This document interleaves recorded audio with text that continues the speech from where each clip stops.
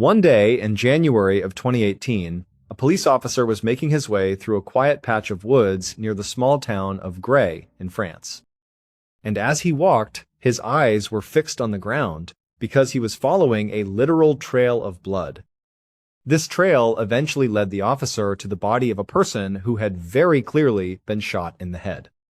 Now, at first glance, this had all the markings of a suicide, but the officer had some serious questions. This was not the first body that had been found in these same woods. Another one had been discovered just a couple of months earlier, and it was starting to feel like there was a very disturbing pattern forming here. At around 5 in the evening on the 27th of October 2017, a 29-year-old woman named Alexia Duval was driving her car down a cul-de-sac in that same small, quiet town of Gray. She was on her way to her parents' house to celebrate her nephew's second birthday. It was supposed to be a big family get-together. Her sister, her brother-in-law, and her little nephew had all driven in from Paris, which was about a 4-hour drive away, just for this celebration. But as Alexia drove, she had to admit to herself that she had very mixed feelings about seeing everyone tonight. You see, Alexia had been going through a really difficult time recently.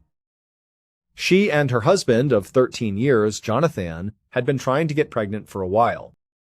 She had gone through several rounds of fertility treatments, and the process had thrown her hormones completely out of whack. It seemed to affect her a lot more intensely than it did for most women who went through it. And then, after all of that struggle, she had finally gotten pregnant. But just a couple of months ago, she had tragically suffered a miscarriage. So, even though Alexia absolutely adored her sister's family and got along with them wonderfully, the pain of her miscarriage was still very raw. She just knew it was going to be incredibly difficult for her to be around her young nephew. He was a constant, innocent reminder of the baby she had lost. Alexia's car came to a stop outside a gated driveway at the end of the cul-de-sac. She pushed the button on the intercom, and a moment later, the gate swung open. She drove up the long driveway toward a beautiful house with a perfectly kept garden out front. She parked her car in the driveway, right behind her father's white van, and then she got out. She reached into the back seat and grabbed a wrapped present along with a couple of desserts she baked herself. She carried them up to the front door of the house and rang the doorbell. A few seconds later, the door opened, and her mother, Isabelle Fouillot, stood there with a huge smile on her face. She welcomed Alexia inside and led her into the dining room. Alexia's father, Jean-Pierre, was sitting at the table, deep in conversation with Alexia's brother-in-law, Gregory, and her sister, Stephanie. They all stood up and greeted her with warm hugs. As Alexia started to explain that her husband, Jonathan, was running late and would be there later in a separate car because a job he was on as an electrician had run long, she heard the sound of little feet pattering towards her. A moment later, her 2-year-old nephew, James, ran around the corner and threw his little arms around Alexia's legs. To her own surprise and immense relief, Alexia didn't feel that familiar pang of sadness. All she felt was a wave of pure happiness. She bent down and scooped the little boy up into her arms, giving him a big, warm hug. Then she handed him his birthday present. Eventually, the whole family settled in for dinner. And for a while, all of Alexia's worries and sadness just seemed to melt away. She was incredibly close with everyone at that table, especially her mother and her sister, Stephanie. Just being around them always had a way of lifting her spirits. Alexia's husband, Jonathan, finally arrived sometime around 8:30 that evening. He joined the family, and along with everyone else, he had a wonderful night. They ate, they drank, and they just chatted and laughed together. After dinner was all cleaned up, Alexia's father decided to head to bed, but everyone else stayed up. They all just continued to have this really nice, comfortable time together until around 11 o'clock when Alexia announced that it was probably time for her and Jonathan to head home. They both had early mornings ahead of them. Jonathan had some errands to run, and Alexia was hoping to get a workout in before starting her day. A few minutes later, on the drive home, Alexia sat in the passenger seat of Jonathan's car. She had left her own car back at her parents' house because she had been drinking wine with dinner, and she was planning to just pick it up when they came back the next day. Alexia and Jonathan's house was located on a quiet residential street only about a mile away from her parents' place. And as they drove down their road, Alexia glanced out the window at a particular house just up the street from where they lived. And as she looked at it, her expression soured. The neighbor who lived in that house had an adult grandson who had been harassing Alexia all summer long. He had become obsessed with her and would call and text her constantly, to the point where Alexia didn't even feel safe going out for a jog by herself around their own neighborhood. Fortunately, the harassment had stopped a couple of months ago, but only because the man had been committed to a mental hospital. But Alexia didn't know how long he would be there. She didn't know if he had already been released. So it felt more like a temporary pause than a real, long-term solution. But on this night at least, there was nobody peering out at her from the neighbor's window. A minute later, their car pulled into their garage, and Alexia and Jonathan got out. As Alexia walked from the garage into the main house, she passed by a treadmill that sat in the corner of the garage. It had broken down a few weeks ago. She asked Jonathan if he'd gotten around to fixing it yet, and he told her no, he hadn't. Alexia just sighed. The weather forecast for the next day was supposed to be very cold and gloomy. It looked like she was going to have to go for her run outside after all. The following morning, around 11 o'clock, Jonathan walked up to the front door of Alexia's parents' house and rang the doorbell. As he waited, he cast a worried look over his shoulder at Alexia's car, which was still parked right where they had left it the night before. Jonathan took a deep breath and tried to hide how anxious he was feeling as Alexia's mother, Isabel, answered the door. Then, in a very shaky voice, Jonathan said hello and asked her if she had seen or heard from her daughter recently. When Isabel said she hadn't, Jonathan completely lost his composure. He told her that Alexia had gone out for a jog that morning, but she hadn't come back, and now he was starting to get really worried. He explained that he had tried texting Alexia, but she still hadn't answered. By this point, she should have been home a long, long time ago. Something was wrong. A moment later, Jonathan saw Stephanie and Gregory coming out of the guest room. They had very concerned looks on their faces. They joined Jonathan and Isabel at the front door and asked what all the commotion was about. So, Jonathan frantically re-explained the situation. He asked if either of them had heard from Alexia in the last hour or so, but they both shook their heads and said they hadn't. Stephanie did show Jonathan that she had received a text from Alexia at 9:30 that morning, just saying that she was going out for this jog. But after that, none of them had received any texts or calls from her. Jonathan was openly crying by this point. Alexia's family tried to assure him that everything was probably fine. They told him Alexia would probably just show up at the house any minute now, that she was likely just running late. Jonathan wanted to believe them, but this was completely out of character for Alexia. It was not normal for her to be gone for this long without being in touch with anyone. It just didn't make any sense. It was at this point that his brother-in-law, Gregory, reached out and put a comforting hand on Jonathan's shoulder. He just said, "Look, if it makes you feel any better, I'll go back with you. We can go look for Alexia together, or at least we can be together until she comes back." Jonathan didn't really know what to do, but he was very thankful for the offer and said yes, that would be great. A couple of minutes later, the two men got into Gregory's SUV and they began driving back towards their house. But Jonathan had Gregory drive through the streets along the running route that Alexia usually took to see if maybe they could spot her. They drove down all the side streets, scanning for any sign of her. When they reached the edge of town, Jonathan and Gregory got out of the car and started checking the paths that led into the countryside. They also checked the ditches and the banks of the nearby river. But they didn't find Alexia anywhere. Eventually, they just drove back to Jonathan and Alexia's house, hoping that maybe she had finally come home with an explanation for all of this. But she hadn't. At this point, Jonathan was completely beside himself with worry.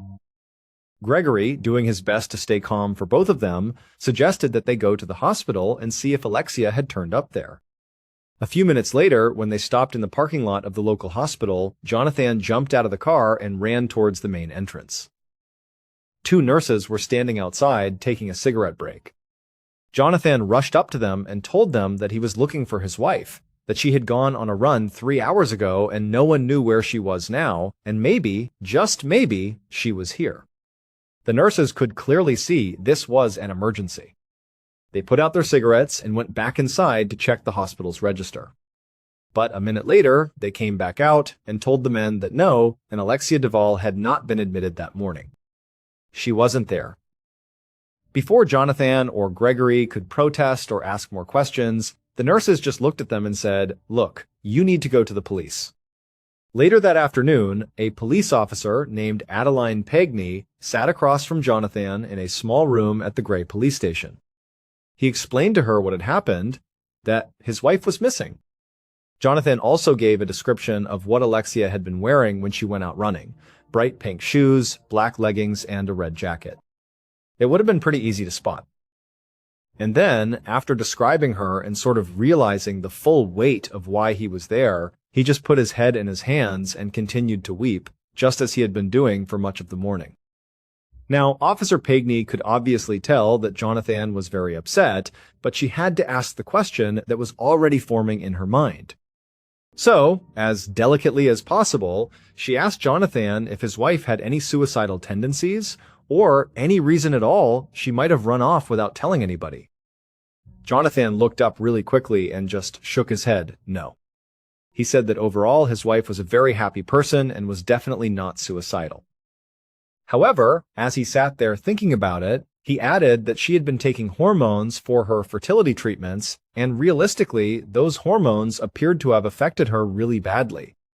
For example, he said that sometimes she would lose control of her emotions entirely and even become violent. In other instances, he said that she would even have memory lapses where she wouldn't even know what she was doing while she was doing it.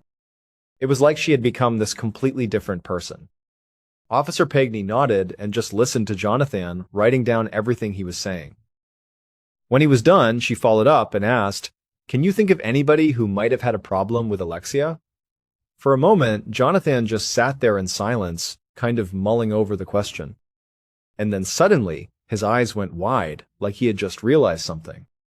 He told the officer that they had a neighbor who had been completely obsessed with Alexia earlier that year. He said his name was Arno, and he had been obsessively calling and texting her so many times that Alexia had actually had to block his number. She had even talked about how she was fearful of going out alone because of this neighbor. But just a couple of months earlier, he had been sent to a psychiatric hospital, and because he was literally removed from the neighborhood, the harassment had stopped. But Jonathan said they were kind of worried that at some point he would come back, and then he would be a problem again. And realistically, Jonathan said he could be home now. I just don't know. I don't know where he is. Officer Pegney was obviously very intrigued by this information. So, after this interview with Jonathan was over, she and her investigative team began digging into this Arno guy to see where he was and what was going on with him.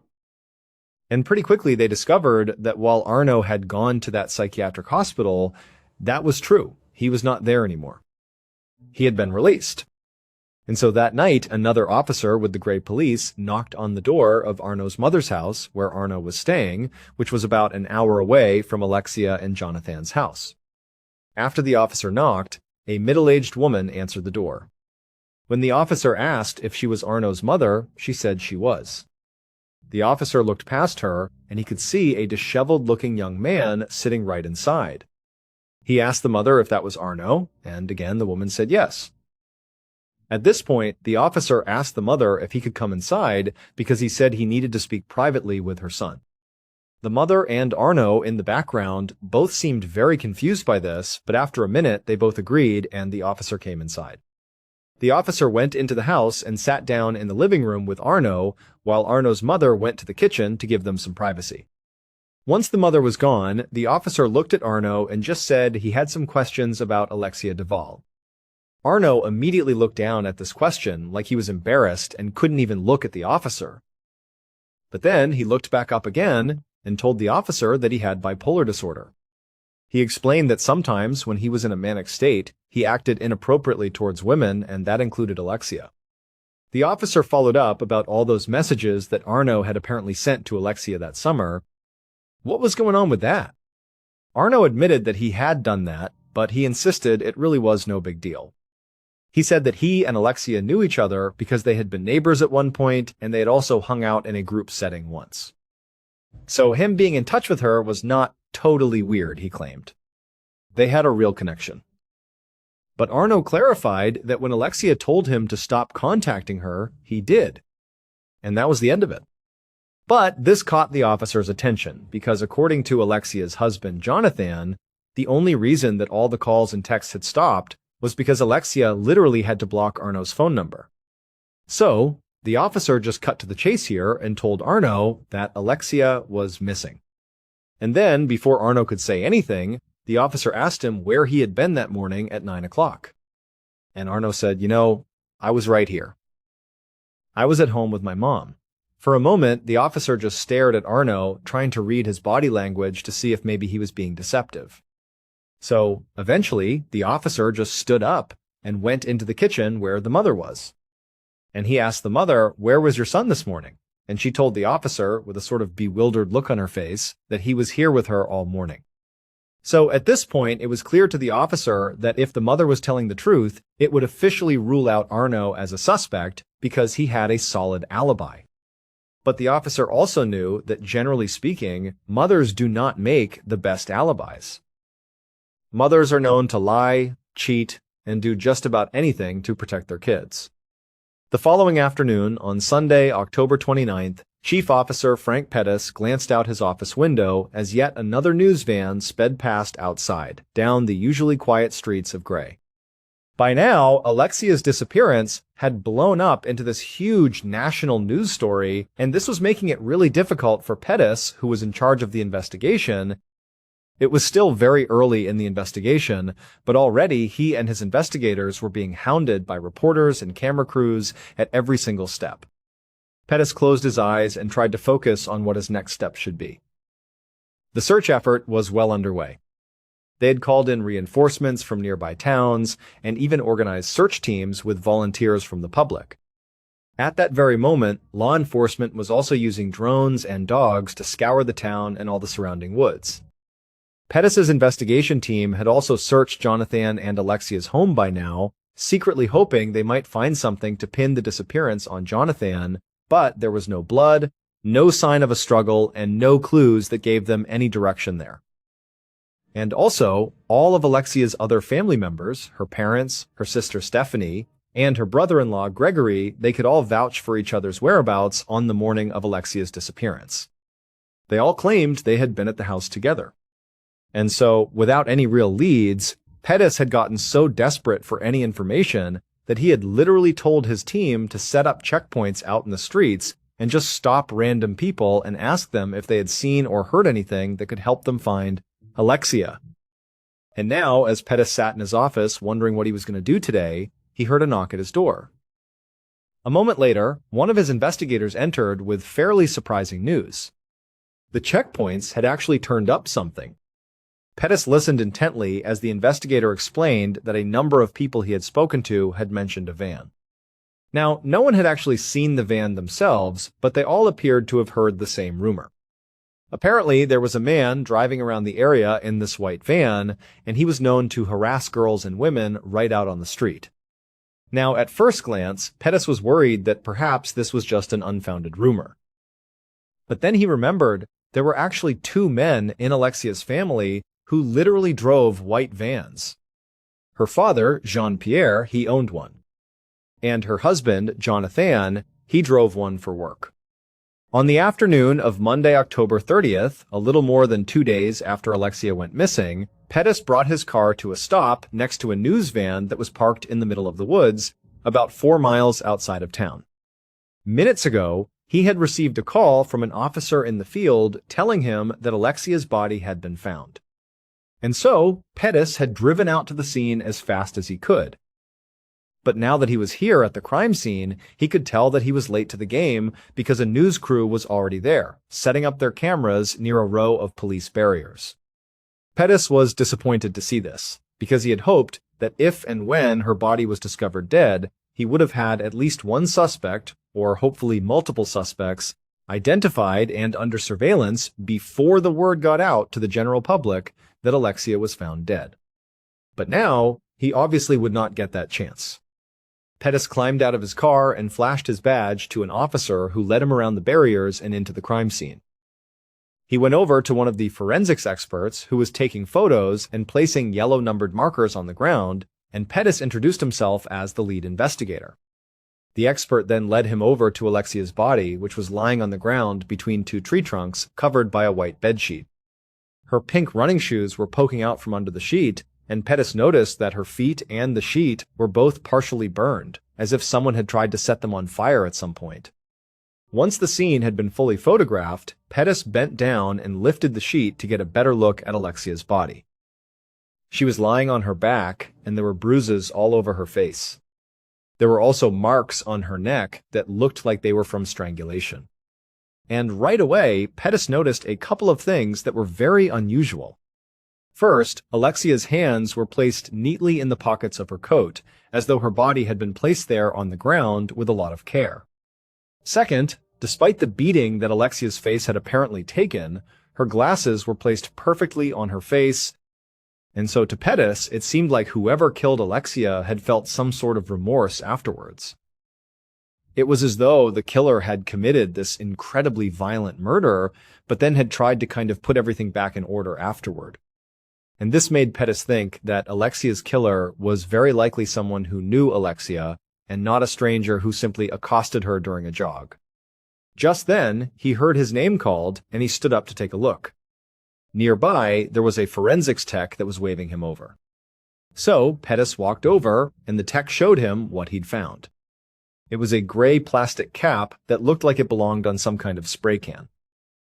Pettis thought that maybe this could help explain the strange burn marks on the bedsheet and also on Alexia's shoes. The killer had probably sprayed something on the body to try and help it catch fire, but it didn't work as well as they thought it would. Just then, another forensics tech called Pettis over to them to show him something else. They had found tire tracks in the dirt. Pettis immediately thought about that tip he had been given about this van with a person driving around town harassing women and girls. And he wondered if maybe that was true, that this van was involved, and that these tracks had been left by the killer when they were transporting Alexia's body. So, as this forensics expert began taking photographs of the tire tracks, Pettis made a mental note to examine the tires of every suspect, family member, and other person of interest they came across, just in case one of them was a match. Pettis was about to turn his attention back to the body when he noticed one more unusual thing out in the woods. There was this young man who did not appear to be a reporter, just kind of wandering around out there in the trees, almost lurking near the crime scene. So immediately, Pettis went over to this guy and demanded to know what he was doing there. And at this, the man went completely wide-eyed and just started stuttering, like he was totally caught off guard. Eventually, the guy managed to mumble that he was just out there picking mushrooms. But Pettis could tell he was obviously lying. That was not why he was out there. And so, operating on a gut instinct, Pettis pulled out his handcuffs and placed the man under arrest. Later that same afternoon, just hours after Alexia's body had been discovered in the woods, Pettis sat down at a table at the Gray police station across from this suspicious young man he had just arrested for lurking near the crime scene. And Pettis was pleased. I mean, he had only been in charge of what was now a murder investigation for a couple of hours, and here he was about to speak to a legitimate suspect, really the first suspect who was in custody. But as soon as Pettis actually began speaking to this suspect, he realized that the young man's stutter was not really a sign of him being nervous. He actually had speech issues, and he struggled to speak at all, even when he wasn't nervous. The man was eventually able to explain that his name was Anthony, and he was 29 years old. He said he lived with his parents in Apremont, another small town about 5 miles away. And he admitted that he had lied about being there to pick mushrooms. So, Pettis pressed Anthony to explain why he was really there. And Anthony, he seemed a little embarrassed as he began to explain. But what he said was, he didn't know Alexia personally. He had just heard about her disappearance in the news, and he wanted to help with the search effort. But Anthony said he couldn't read or write, so he hadn't been able to fill out the paperwork to join the official search party. So instead, he had just driven out to the woods in his own car to look for Alexia himself. But while he was out there, the police showed up, and clearly there was something going on. and Anthony said he got scared and just lied and said he was out there picking mushrooms. He said it was just out of embarrassment. As Pettis sat there listening to the story, he wasn't quite sure what to make of it, or really what to make of Anthony. Anthony's demeanor seemed almost childlike, but his behavior was not childlike. It was very adult-like and pretty suspicious. So Pettis followed up by asking him what he was doing on the morning of October 28th, which was the morning Alexia went missing. Anthony said he had woken up at his parents' house and had breakfast with them before he went out with his girlfriend and also another friend. And he gave Pettis their names and also their phone numbers so they could confirm it. So Pettis stepped out of the room, and he did exactly that. He called the various phone numbers and spoke to the people in Anthony's life, and they all corroborated his alibi. So, despite how suspicious Anthony had been acting, Pettis had no choice but to let him go. A week later, on November 5th, a march was organized in Alexia's honor. 10,000 people turned out to show their support for Alexia's family and also to protest violence against women. Hidden among this huge crowd was a pair of police officers who had been assigned to follow Alexia's husband, Jonathan Duvall. At this point, Jonathan really was looking like the most obvious suspect, since he was the husband and also the last person to see Alexia alive. So, the police had tapped his phone and put him under surveillance. But all they had learned so far from the phone taps was that Jonathan made frequent calls to Alexia's family, to his own siblings and his friends, to talk about how much he missed his wife. And the officers who were literally following Jonathan around found that he rarely left his house except to visit Alexia's parents, which he did almost every day. So far, it was like none of Jonathan's behavior actually seemed really suspicious at all. And now, at this big march, the investigators stood in the crowd and watched as Jonathan hobbled his way up the steps to the podium, followed by Alexia's mother and father. In fact, Jonathan was trembling so much by the time he got up there that Alexia's parents had to physically prop him up before he could begin reading his speech to the crowd. And so at this point, the investigators just kind of exchanged a glance. Either they were wasting their time following an obviously grieving husband with nothing to hide, or Jonathan was a world-class actor giving the performance of a lifetime. But the investigators knew that until new evidence presented itself, there was really nothing they could do but watch and wait, which included watching Jonathan and just seeing what he did. They were also still waiting on the tire analysis from the crime scene, but they didn't expect much to come from it. At this point, the creepy white van story seemed to be more like an urban legend in this town. And so, as the weeks turned to months, and still there was no progress on this case, the investigators, including Pettis, began to wonder if this case would ever be solved. But then all of a sudden, new evidence did appear. And when it did, the investigators realized they might have been following the wrong lead this whole time. Because while they had been focused on surveilling Jonathan, a second body had just turned up in the woods outside of Gray. On the evening of Saturday, the 6th of January 2018, Chief Officer Pettis was at his desk, poring over the evidence that had been flooding in all day. The new victim, whose body had been found earlier that same day in the woods, very close to where Alexia's body had been found, was a 38-year-old father of 3. He looked to have died from a gunshot wound to the head. Although, according to the autopsy report, the man had a blood alcohol level of almost 0.4%, which is huge. That can be fatal on its own, or at the very least, knock somebody unconscious. Investigators had found gunpowder on the man's hand, so for now, they were treating his death as a suicide. But the more Pettis looked into the evidence, the less convinced he became that he was looking at a suicide. A gun had been found at the scene, but it had not been located very close to the dead man's body. In fact, the gun was found 130 feet away from the body in a trash can.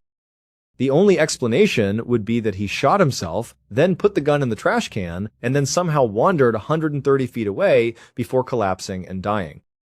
That was possible, albeit highly unlikely. Being shot in the head is typically immediately incapacitating or lethal, but it is possible he could have shot himself and lived long enough to travel that distance. It just seemed very, very unlikely. So now, Pettis sat back in his chair and just tried to think. It was strange enough to have two violent deaths in this same quiet town, let alone to have the bodies be found in basically the exact same spot in the surrounding woods. It just seemed too coincidental not to be looked into. So he had to wonder, maybe there was a connection between this man's death and Alexia's. But later that same month, as Pettis scanned over a document that had just arrived from the crime lab, he wasn't thinking about that second body in the woods anymore. Because this new document in his hands was an expert analysis of those tire tracks that had been found in the woods near Alexia's body. And the analysis showed that there was a tiny defect in the tread of one of the tires. And this defect was so specific that the experts had been able to determine exactly which vehicle left those tracks in the woods. And this vehicle just so happened to be a white van. Pettis felt his pulse quicken as he kept on reading. And a moment later, he reached for his phone and he called his supervisor to tell him the good news. He knew the identity of Alexia's killer. Based on that tire track analysis and also other evidence, including an eventual confession from the killer, this is how police believe Alexia Duvall was killed. The killer was almost blind with rage. They slammed Alexia's head against a nearby wall and then hit her over and over and over again. And then they wrapped their hands around her neck, and they squeezed for so long they lost track of time. They were just crushing her neck. And then finally, they couldn't feel her pulse under their fingers anymore. Then, looking down at Alexia's motionless body on the ground, they realized the severity of what they had just done. The killer, in a panic, crouched down next to her and actually tried to wake her up, but it was too late. She was dead. And so, now, they were really panicking. They thought about maybe killing themselves out of guilt, but they were too scared to go through with it. So instead, they hatched a plan to get rid of Alexia's body. The killer very carefully put Alexia's glasses back on her face, and then they lifted her up and they carried her body out to their vehicle. Then they drove out to the woods and dragged her body by the feet to a secluded spot deep in the trees where they hoped nobody would ever find her. They covered Alexia's body in a sheet, and then they sprayed the sheet with this foam that they thought was flammable, hoping that once they lit it on fire, it would help dispose of the body. But when they got their lighter out and held the flame to the sheet, it didn't really work.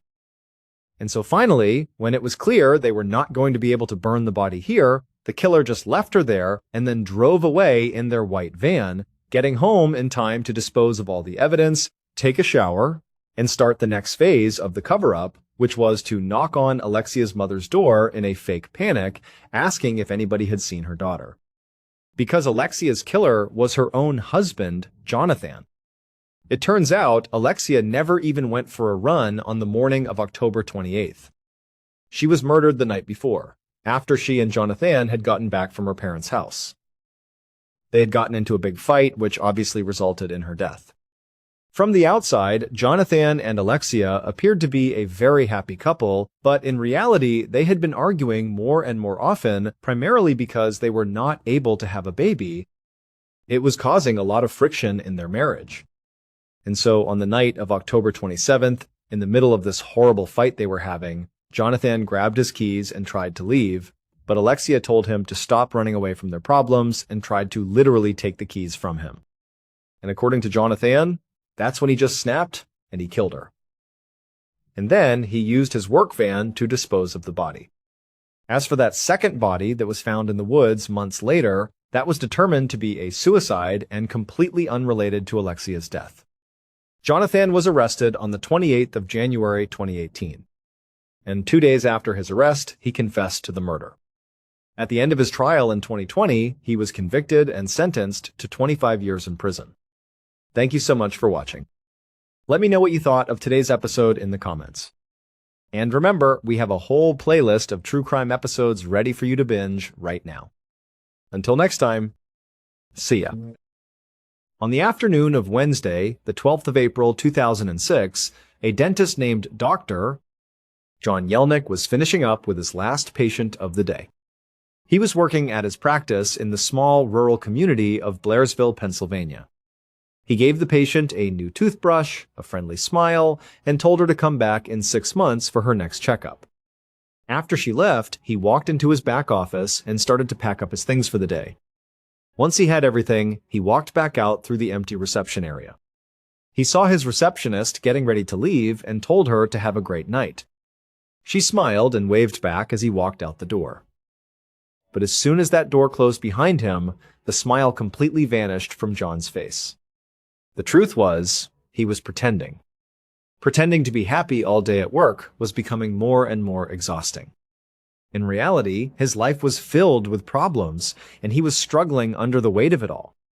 He walked across the parking lot, got into his car, and started the short half-mile drive from his office to his house. John had grown up in Blairsville. It was his hometown, and it had always been his dream to build a life and raise a family right there. When he graduated from dental school 13 years earlier, he could have easily moved to a big city. He probably would have made a lot more money right away. But that wasn't what he wanted. Instead, he chose to come back home and join the practice of the very same dentist who had looked after his teeth when he was a kid. And it turned out to be a great decision. John's practice became incredibly successful. He had a natural charm, and he was especially good with children, which made his office a popular choice for families all over the area. He started making a lot more money than he ever expected. He was smart with it, too. He took the extra income and invested it in real estate.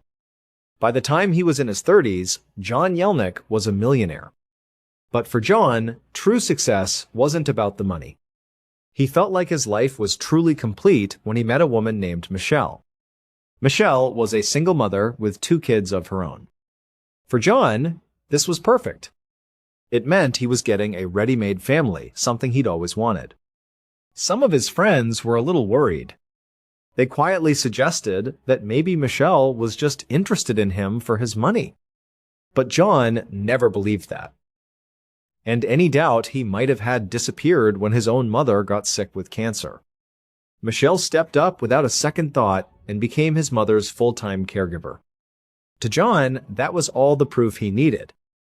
It showed him that Michelle's love for him was real. So, in 1997, John and Michelle got married. Shortly after, they decided to adopt a little boy together, who they named JJ. With Michelle's 2 children, and now JJ, they had a big bustling family of 5. They moved into a beautiful large house with a swimming pool and a hot tub in the backyard. From the outside, and for a while on the inside, it seemed like they had the perfect life. But now, as John pulled his car into the driveway of a different, much more modest house, he just sat there for a moment, staring at it. This was where he lived now.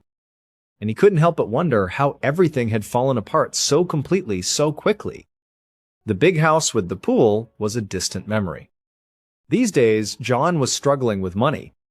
He'd always been a generous person, and he had loaned tens of thousands of dollars to various people over the years. But now, he was in the uncomfortable position of having to ask for that money back simply because he needed it to get by. His marriage was in an even worse state. He and Michelle had hit a rough patch that just never ended. It got to a point where they both admitted to having affairs. They were now living separately, which is why John was here at this small, quiet house instead of the family home he had built with so much hope.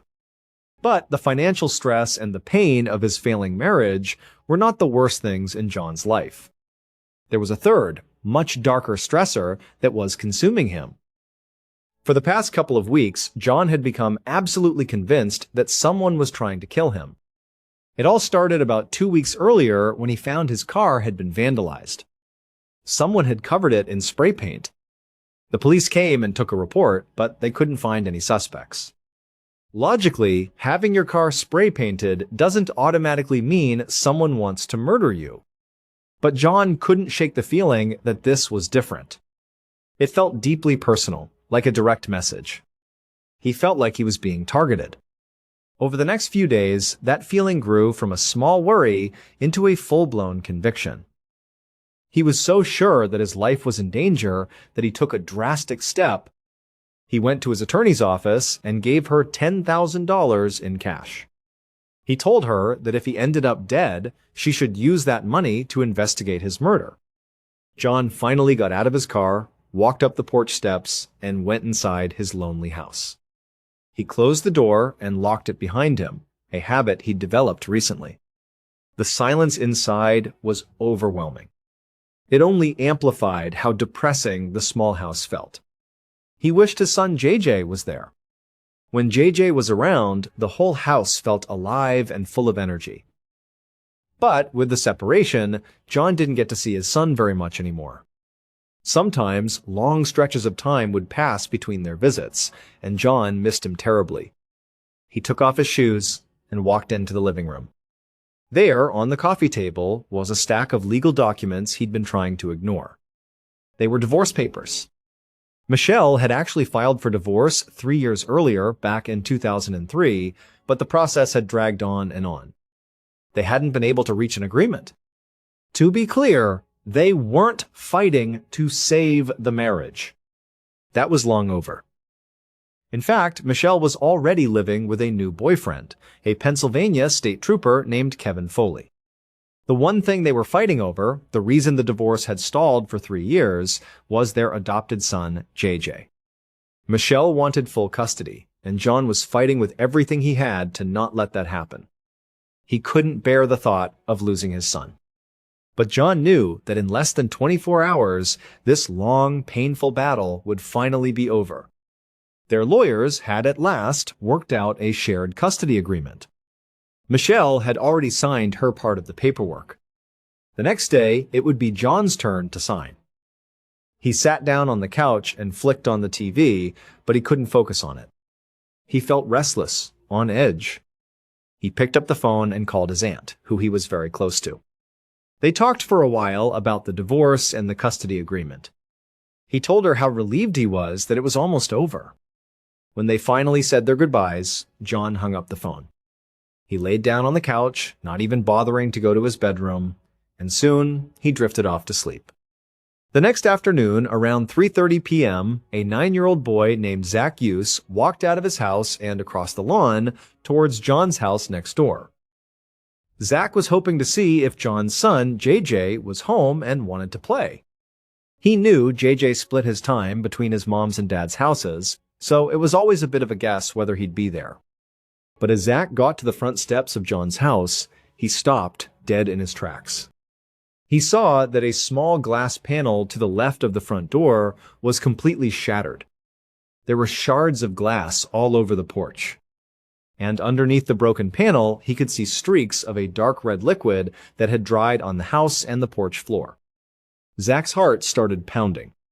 He knew instinctively that it was blood. His first impulse was to turn and run as fast as he could back to his own house. But then he thought about his friend, JJ. What if JJ was inside? What if he was hurt or in trouble? Zach felt like he couldn't just leave without making sure. So, mustering up all his courage, the little boy slowly walked up the rest of the steps. He tried the doorknob, but it was locked. So, being as careful as he could not to cut himself, Zach reached his small hand through the broken glass panel. He felt around on the inside, found the lock, and turned it. He pushed the door open and took a hesitant step inside. The first thing he saw was chaos. Papers were scattered everywhere across the floor of the foyer. And then he saw it. Lying motionless on the floor, in the middle of all the papers, was a body. It was covered in blood. At that moment, all of Zach's courage vanished. He turned around and ran out of the house, screaming for help. About 15 minutes later, Corporal Janelle Lead of the Blairsville Borough Police Department was in her car with her husband and their 4 children. Her radio crackled to life with a call from dispatch.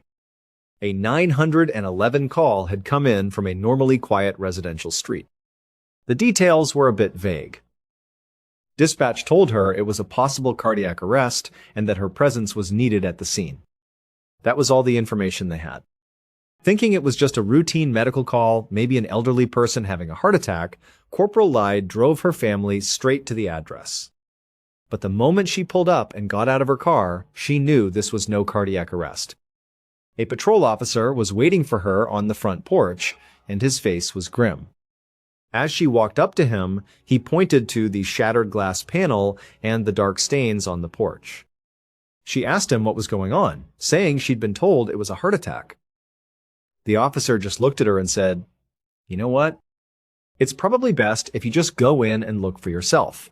Lead turned and gave a quick, reassuring wave to her husband and kids, trying to signal that everything was fine and she'd just be a minute.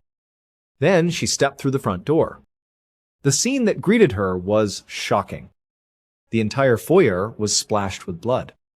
It was on the floor, on the walls, everywhere.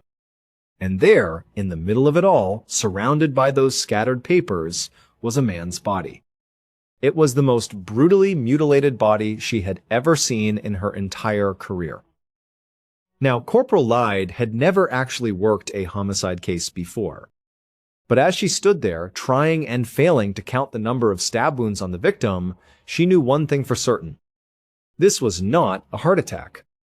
This was a murder. And it was now her first case. She also realized she was in a potentially dangerous situation. Because the call had been mistakenly logged as a cardiac arrest, a full police response hadn't been sent. It was just her and the one patrol officer on the scene.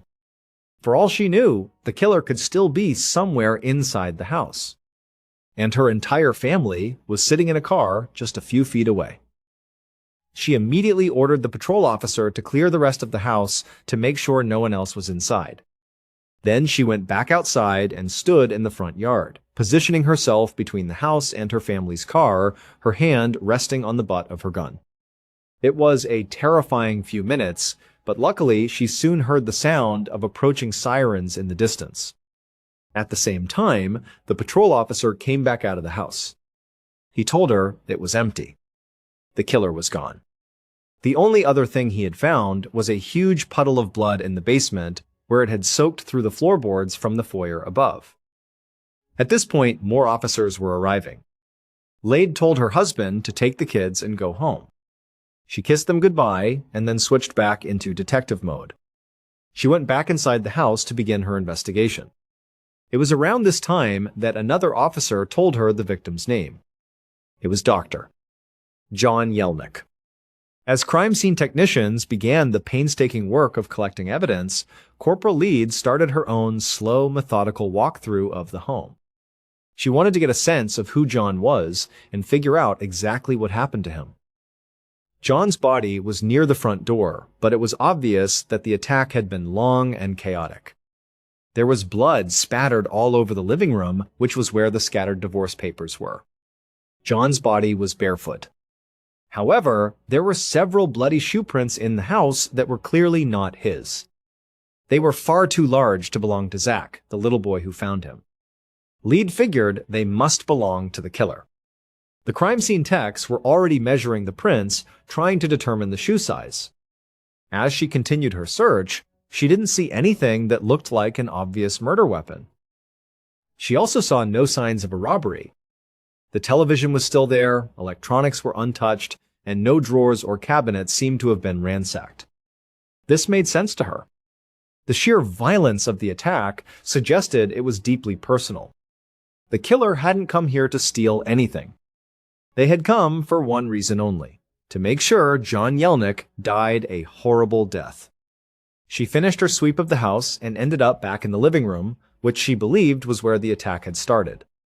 That's when she noticed a check sitting on the coffee table right next to some of the divorce papers. The check was made out to John Yelnick for $15,000. Attached to it was a handwritten note. The note asked John to please wait a few days before he deposited the check. The check and the note were signed by someone named Melissa Yuse. When Lead saw the last name, she did a double take. Yuse. That was the last name of the little boy, Zach, who had found the body. She wondered if Melissa Yuse was related to him, maybe his mother. In that moment, Corporal Lead realized she had her first two solid leads. Her victim was in the middle of a very messy divorce. And someone, possibly his next-door neighbor, owed him a lot of money that they apparently didn't have right at that moment. It was getting dark by the time Lead finally stepped back outside the house. A crowd had gathered on the street, a mix of curious neighbors and reporters. Murders were extremely rare in Blairsville, and she knew this was going to be a huge story. She just wanted to get back to the station and start organizing her thoughts for the interviews she needed to conduct. But before she could leave, another officer approached her with an update. Police had been going door to door, talking to the neighbors, to see if anyone had seen or heard anything unusual the night before. And they had come back with two very interesting pieces of information. The first came from a woman who said that the previous night, around 1:30 in the morning, she was woken up by the sound of a scream. She said she sat up in bed and listened, but the screaming didn't continue, so she eventually just went back to sleep. The second piece of information came from another neighbor who also heard something around that same time. This neighbor heard a man yelling like he was in a very heated argument. They couldn't make out most of what was being said, but they heard one sentence yelled very clearly, "I'll never loan you money again." As soon as Lead heard that, her mind went straight back to the $15,000 check on the coffee table. This seemed to support the theory that the murder was about money. But the officer wasn't finished. He said there was one more thing. In addition to those witness statements, several of John's neighbors had told the police that there was one particular family on the block that detectives really needed to look into. And that was the Use family. Because, according to neighborhood gossip, Melissa Use and John Yelnick had been having an affair. The next day, April 14th, Corporal Lead was at the police station. She was sitting in an interrogation room across a small table from Melissa Use and her husband, Tom. This was Lead's first murder case, but she was a very methodical person. She had a clear plan. She was going to question Melissa and Tom very aggressively, even though in her mind they weren't her top suspects. Her number 1 and 2 suspects were John's estranged wife, Michelle, and her new boyfriend, Kevin Foley. She knew from her training that in a murder investigation, a divorcing spouse and their new partner are always the first people you look at.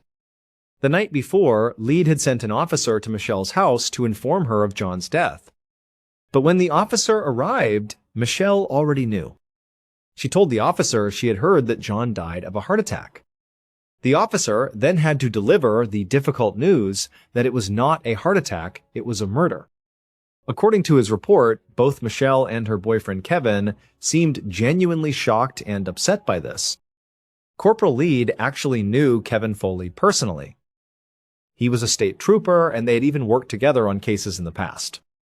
Now, she was faced with the very awkward and sensitive task of investigating a fellow police officer.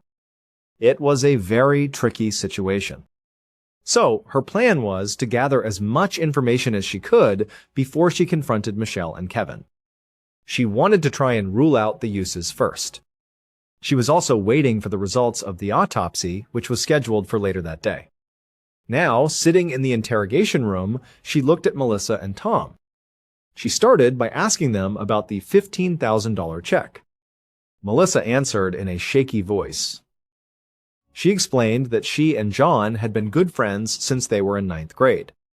She was planning to open a new bakery in town, and John, being the generous person he was, had loaned her the money to help her get started. But then, she said, he had suddenly asked for the money back. Melissa said she was a little disappointed, but she also knew he was going through a very expensive divorce, so she understood. She explained that when she wrote the check, she only had $14,000 in her bank account. That's why she left the note, asking him to wait a few days before cashing it so she could get the last $1,000 together. Lade watched Melissa very closely as she spoke. She seemed genuinely devastated by John's death. The issue with the money seemed like a minor detail to her compared to the loss of her friend. The obvious warmth Melissa felt for John raised another, more sensitive question. Lade decided she couldn't avoid it, even with Melissa's husband sitting right there. She looked directly at Melissa and asked her bluntly, "Were you having an affair with John?" Melissa's face immediately turned red. She stammered and said, "No, absolutely not." She insisted they were just very close friends, nothing more. At this point, Lead turned her attention to Melissa's husband, Tom. She asked him the same question. Was his wife having an affair with John? For a moment, Tom was completely silent. When he finally spoke, he didn't sound angry. He just seemed incredibly nervous. He completely avoided the question. Instead, he just kept repeating that he really needed to go, that he had to take care of his kids. Lead knew it was a blunt question, but Tom's reaction was extremely suspicious. By the time the interview was over and she let them go, Tom Hughes had firmly established himself in her mind as a serious person of interest. Before she left the station for the day, Lead checked in with the officer she had sent to observe the autopsy. He told her that the forensic pathologist had determined the killer used a knife with a one-sided blade to slash John repeatedly. In addition to the stab wounds, John's jugular vein had been severed by a piece of glass. He also had numerous defensive wounds on his hands and arms and cuts on his back, which suggested that at some point he had tried to run away from his attacker. Lead already knew the murder was brutal, but hearing the clinical details from the autopsy report reinforced just how violent and personal it was. Her first thought was that whoever did this must have truly hated John. And she already had a suspect, Tom Hughes, who had a powerful motive for hate, a potential affair between his wife and the victim. Despite her inexperience with homicide cases, Lead felt confident. She believed that if she was just allowed to work the case her way, slowly and methodically, she would be able to solve it. But she also knew that the case was getting a lot of media attention. There would be immense pressure from her superiors and the public to get results quickly. If she moved too slowly, she worried the case might be taken away from her, or another, larger police agency might be brought in to help. She didn't want that to happen, but she also refused to compromise her careful process. She would have to find a balance. The officer who observed the autopsy had brought back several evidence containers from the medical examiner's office. They contained John Yelnick's fingernail clippings, blood samples, and other tissue samples. Standard procedure was for Lead to immediately send these off to the State Police Crime Lab for DNA testing. But as she held those samples, she made a decision. She was not going to do that. She wanted to keep all of her options open. She needed to maintain complete control over every single piece of evidence in this case. So, after the other officer left, Corporal Lyde walked over to the department's evidence refrigerator, placed the container of samples inside, closed the door, and went home for the night. The next day was April 15th, 2 days after the murder. By this point, Corporal Lyde had spoken to a number of John's friends and family members. They all painted a similar picture of him. They said he was a great guy, a generous friend, and above all, a very dedicated father. Today, Lead was heading to John's dental practice to speak with his colleagues. She wanted to see if they had a different perspective, and she was glad she did. As soon as she arrived, the dental hygienist and the receptionist had a lot to say, and it was all about John's estranged wife, Michelle. They told her that during the long 3-year divorce battle, Michelle had made some very serious allegations against John. She had accused him of abusing their adopted son, JJ. The accusations were investigated, and even Michelle's own family didn't believe her. Officials ultimately declined to press any charges against John. But at one point, Michelle accused John of violating a stay-away order, and the police had come to the dental office and arrested him in front of his staff and patients. To John's colleagues, Michelle was a nightmare. They said she also called the office all the time, demanding money, and John would usually give in just to keep the peace. But, according to one of the hygienists, Michelle had called just a few days before the murder, and that time, for the first time, John had refused to even take her call. This detail immediately caught Lead's attention. It wasn't just his colleagues who described Michelle as being obsessed with money. Many of John's friends said the same thing. They said it was Michelle who had pushed for the big flashy house with the pool. John had never been comfortable with that kind of lifestyle. To his friends, it was this fundamental difference between them that ultimately drove them apart. Lead started to piece together a possible motive. Maybe John and Michelle had a major fight about money just days before he was killed. Michelle calls, demands money, and John finally says no. Could that have been the final straw? Could that have pushed Michelle to do something drastic? Maybe. But Lead also learned something else. Michelle was still listed as the primary beneficiary on John's life insurance policy. If he died, she stood to inherit millions of dollars.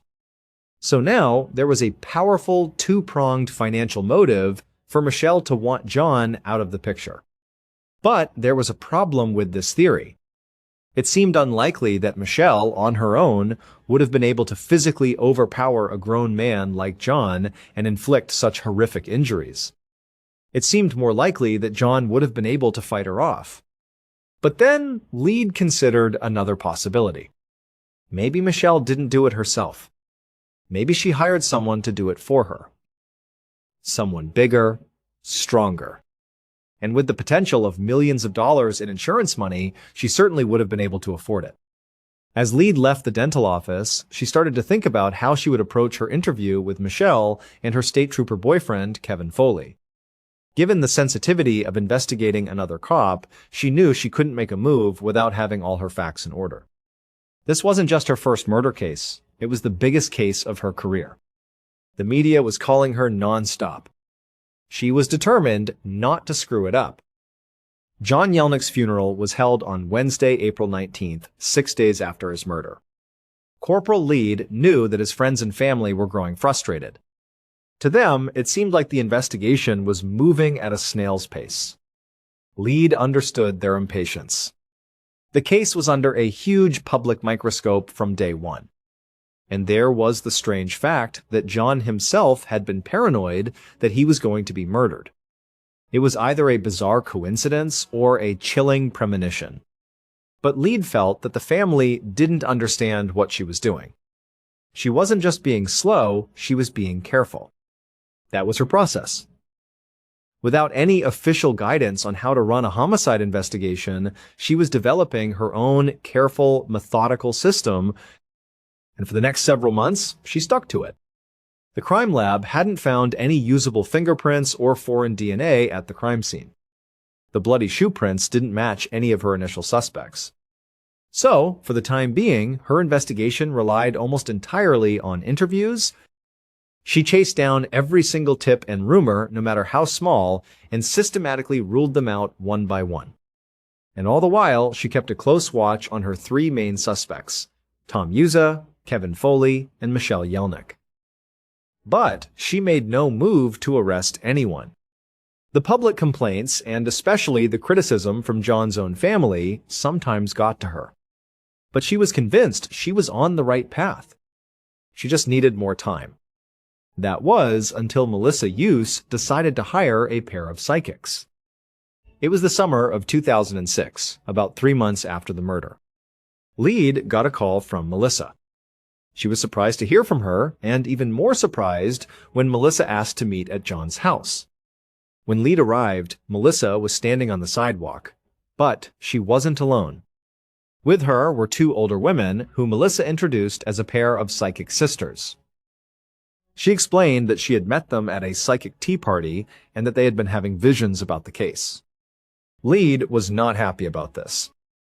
And she was even less happy when she learned that John's family, desperate for answers, had given the psychics permission to go inside the crime scene. But Lead also knew that John's family was at the end of their rope. If she wanted them to give her more time to conduct her investigation properly, she needed to play along. If that meant working with psychics hired by the wife of one of her suspects, then so be it. So, Lead followed Melissa and the two psychics as they walked into John's front yard. The sisters started talking about feeling hot and cold patches of energy. Lead did her best not to roll her eyes. They then went inside the house, which had been sealed but not yet cleaned. It was still splattered with John's blood. The psychics announced that they had a premonition that the killing had happened in the dining room area.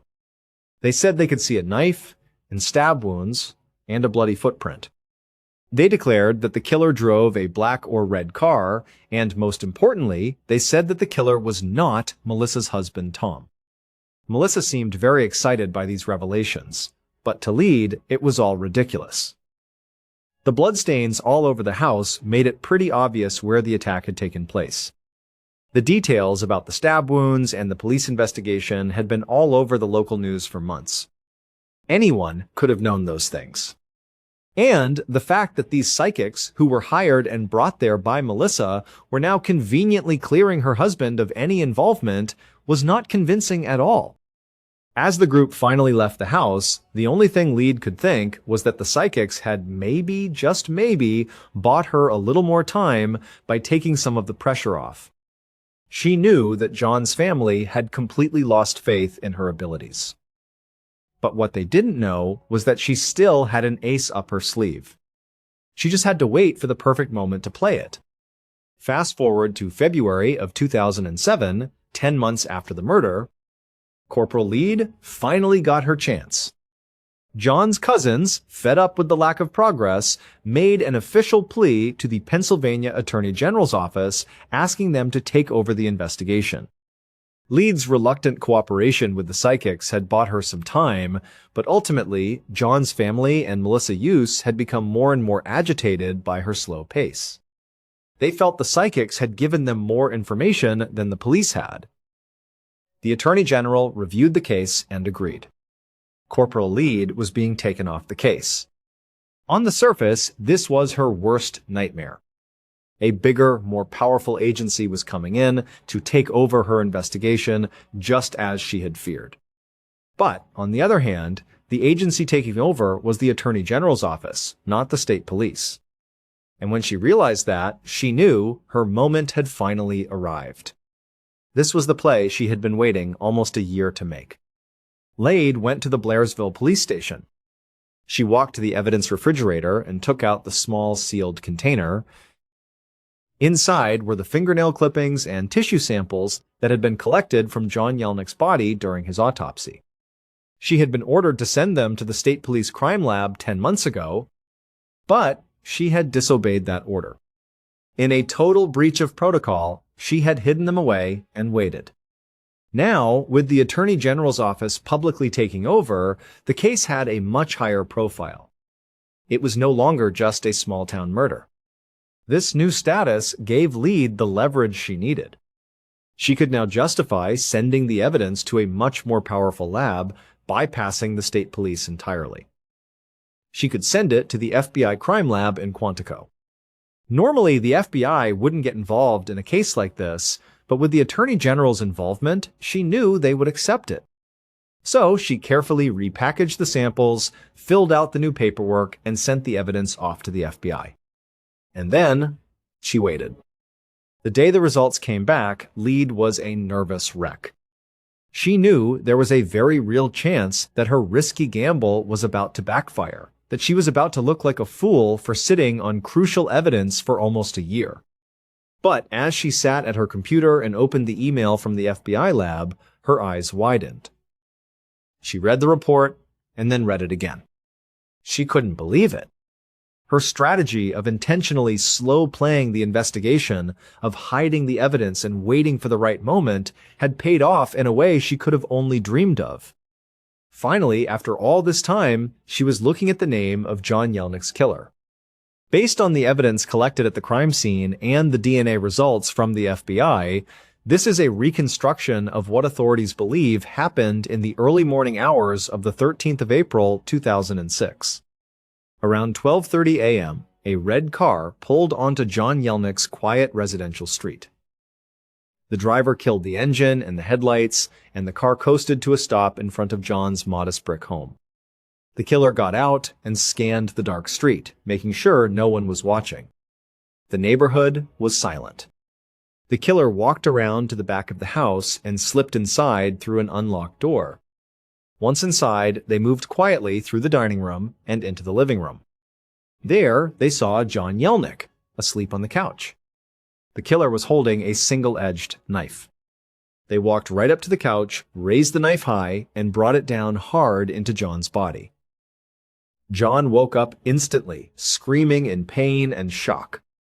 He threw his hands up to defend himself, clawing and scratching at his attacker, managing to get skin and blood from the killer underneath his own fingernails. He thrashed and rolled off the couch, desperate to escape. He managed to get to his feet and stumble away, but the killer was right on him. The two men wrestled and fought in the small living room. The killer stabbed John again and again. During the struggle, one of them knocked into the coffee table, sending the stack of divorce papers flying across the room. Somehow, running on pure adrenaline, John broke free from the killer's grasp. He made a desperate run for the front door, trying to get outside, trying to get help. He made it to the front foyer and reached for the doorknob. But just as his hand touched it, the killer shoved him from behind with tremendous force. John flew forward, and his head crashed through the small pane of glass to the left of the door. A shard of broken glass sliced deep into his neck, severing his jugular vein. John collapsed to the floor and bled to death right there in the foyer. The killer stood and watched until John was completely still. Then they turned, walked back out the way they came in, tracking John's blood across the floor and out the back door. The killer was confident they would never be caught. After all, people trusted this person. They trusted this person with their lives. The killer was Michelle Yelnick's new boyfriend, Pennsylvania State Police Trooper Kevin Foley. The fact that he was a cop was the entire reason Corporal Lead had decided not to send the evidence to the State Police Crime Lab. Lade knew Kevin. She had worked with him and generally liked him. But as her investigation progressed, she kept hearing stories about how much Kevin seemed to hate John. He had apparently believed the false allegations Michelle had made about John abusing JJ even after they were proven to be unfounded. Lead had become increasingly paranoid that if Kevin was the killer, she couldn't risk the state police lab handling the evidence. She worried that evidence could be covered up, either by Kevin himself or by his colleagues trying to protect one of their own. The risk was just too great. So, she made the incredibly risky decision to hide the evidence. She slow-played her investigation for 10 long months, biding her time, waiting for an opportunity to get those samples to a lab she could trust. That opportunity came when the Attorney General's office took over the case, giving her access to the FBI. The FBI scientists found male DNA under John Yelnick's fingernails. And when they ran that DNA through their database, it came back as a direct match to State Trooper Kevin Foley. In the end, Kevin Foley was arrested and found guilty of first-degree murder. He was sentenced to life in prison without the possibility of parole. As for Michelle Yelnick, she stood to inherit millions from John's death, and her boyfriend was the one who committed the murder. But she was never charged with any crime in connection with the case.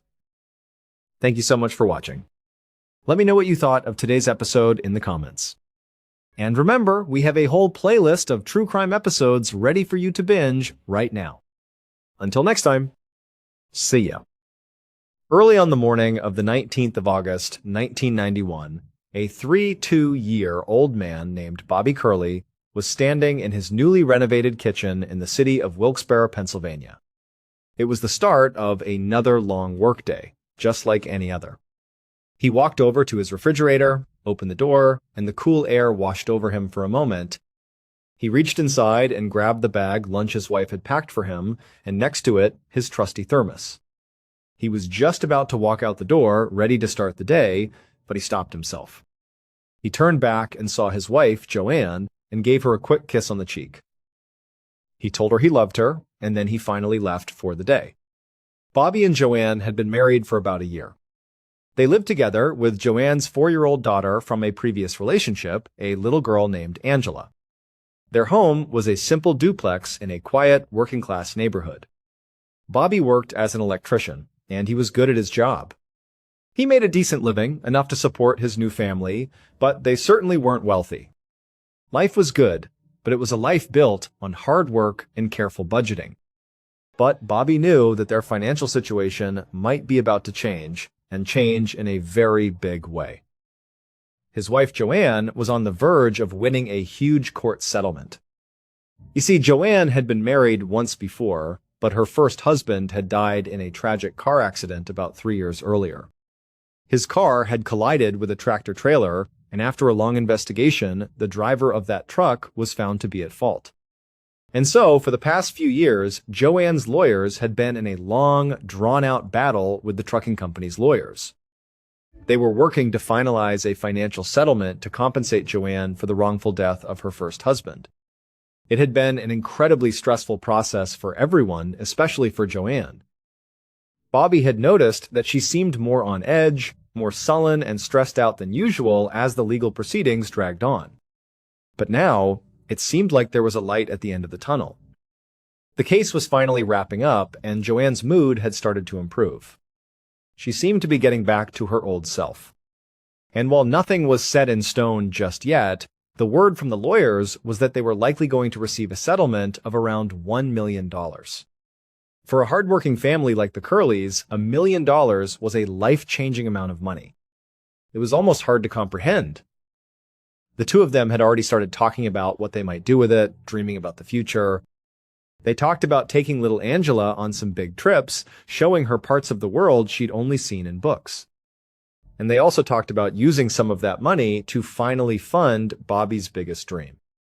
He had always wanted to start his own electrical business, to be his own boss, but he'd never had the resources to make it happen. This settlement could change all of that. But for now, those were just dreams. The settlement wasn't finalized, and the bills still needed to be paid. So Bobby had to go to his regular 9-to-5 job, punch the clock, and keep earning a steady paycheck for his family. And so, on this particular morning, after saying goodbye to Joanne, he got into his car and started the short drive to his current job site. About 10 minutes later, Bobby pulled up and parked outside a large science building on the campus of Wilkes University, a small local college in Wilkes-Barre. He could see some of the other guys on his crew already standing out front, waiting for him to arrive so they could get inside and start working. Bobby was the foreman of their crew, so he was the one with the keys. He got out of his car, said good morning to everyone, and walked up to the building to unlock the heavy doors.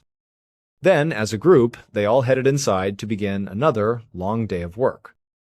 Working at this location had become a familiar routine for Bobby and his team. By this point, they had been coming to this same science building every day for a few months. It was a massive renovation project. Bobby and his crew were tasked with completely overhauling the entire building. This included all the classrooms, all the laboratories, the hallways, everything. It was a big job, and they still had a lot of work ahead of them before they would be finished. But there was another reason this job was taking so long. When Bobby's crew had first arrived at the building a couple of months ago, they had been told it would be completely prepped and ready for them. They expected an empty shell, a blank canvas for them to work on. They thought all the old furniture and equipment would have been cleared out. But when they walked in on that first day, they found the exact opposite. The place was a total mess. It was clear that the building hadn't been prepped at all. The chemistry lab, in particular, was a disaster zone. There were random glass flasks and beakers scattered everywhere. Old bottles of chemicals were left sitting on the countertops, some of them unlabeled. There were even wet, soiled rags with strange substances on them just left lying around the room. It was not a safe or efficient work environment. As a result, Bobby and his crew had been forced to do a huge amount of cleanup work themselves before they could even start their actual jobs. It was work they hadn't planned for, and it really set them back on their schedule. And so now, just to try and catch up and stay on track, they were regularly putting in grueling 12-hour days almost every single day they were there. All of these extra hours had left Bobby feeling completely exhausted. Lately, he'd been feeling kind of sick, almost like he was coming down with something. He just chalked it up to being overworked. He figured his body was just protesting the long hours and physical labor. But Bobby wasn't the type to complain. The overtime pay was great, and that extra money would be a big help for his family. Plus, he genuinely enjoyed working with this particular crew. These guys weren't just his coworkers, they were his friends. So normally, even though the long workdays were exhausting and physically demanding, they were also kind of fun. They would joke around and keep each other's spirits up. Later that same afternoon, on August 19th, Bobby was standing on a ladder inside that same chemistry lab. He was up near the ceiling, running electrical wires above the ceiling panels. As he was focused on his work, he suddenly heard a loud commotion coming from the other side of the room. It sounded like a bunch of guys from his crew shouting and laughing loudly. Curious, Bobby climbed down from his ladder to see what all the fuss was about. When he walked over, he saw that everyone was gathered in a circle around one of the other crew members, a guy named Sammy DePasquale. Sammy was doubled over, coughing and sputtering, and he was holding a can of Coke in his hand. Another member of the crew, a man named Robert Marinette, saw Bobby approaching and explained what had happened. Apparently, someone had played a prank on Sammy. They had swapped out his can of Coke with a different one, a can that was filled with disgusting chewing tobacco spit instead of soda. Bobby cringed. It was absolutely disgusting, a truly awful prank. But at the same time, it was also pretty typical for the guys on his crew. This is what they did. They were always playing pranks on each other to lighten the mood and break up the monotony of the long workdays.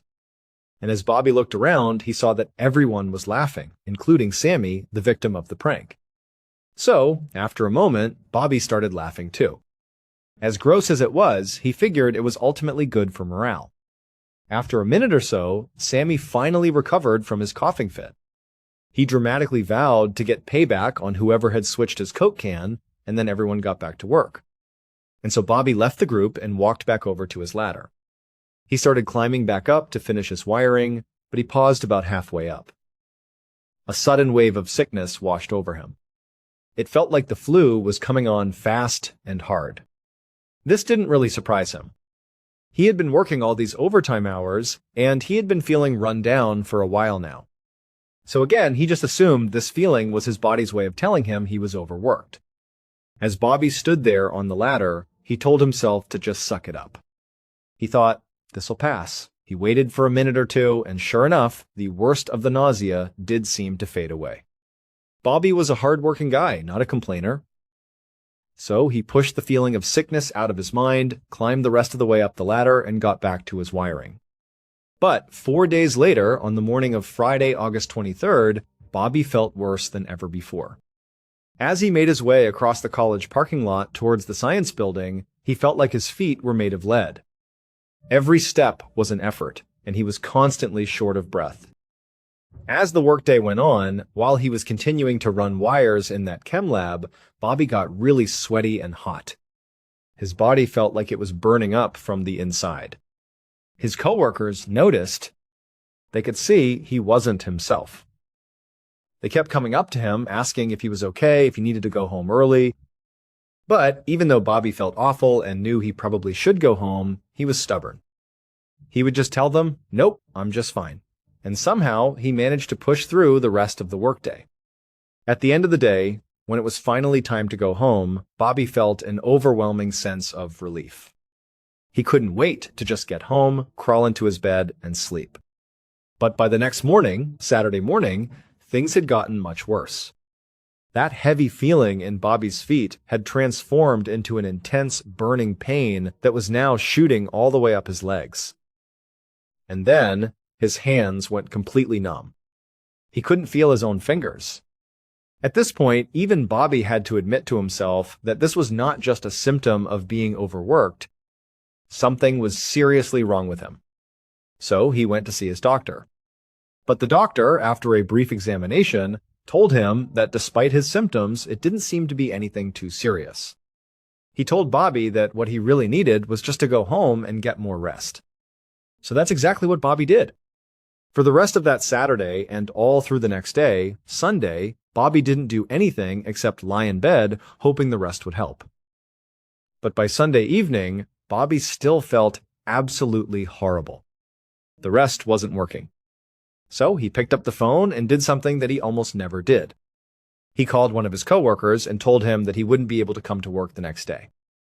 When Bobby woke up the next morning, Monday morning, the day he had taken off from work, he was in so much pain that he couldn't even stand up on his own. His wife Joanne tried to help him get out of bed to go to the bathroom, but Bobby was a big guy and he was physically too heavy for her to lift on her own. So Joanne ended up calling Bobby's brother, David, to come over to the house and help. But even with David there to help move Bobby around, it was very clear to everyone that whatever was happening to him was not some minor issue. This was serious, and it was not going away with rest like the doctor had said it would. At some point that day, the family decided they had no other choice. They called an ambulance. The paramedics arrived and took Bobby to a nearby hospital. By the time they got to the emergency room, the pain in Bobby's legs had become so excruciating that he was periodically screaming out in agony. He had also started to vomit uncontrollably. After several hours of non-stop pain and a battery of tests at the hospital, the doctors finally came into Bobby's room. They told him and his family that they actually had some good news. They believed they knew what was wrong with Bobby, and it was treatable. They diagnosed him with something called Guillain-Barré syndrome.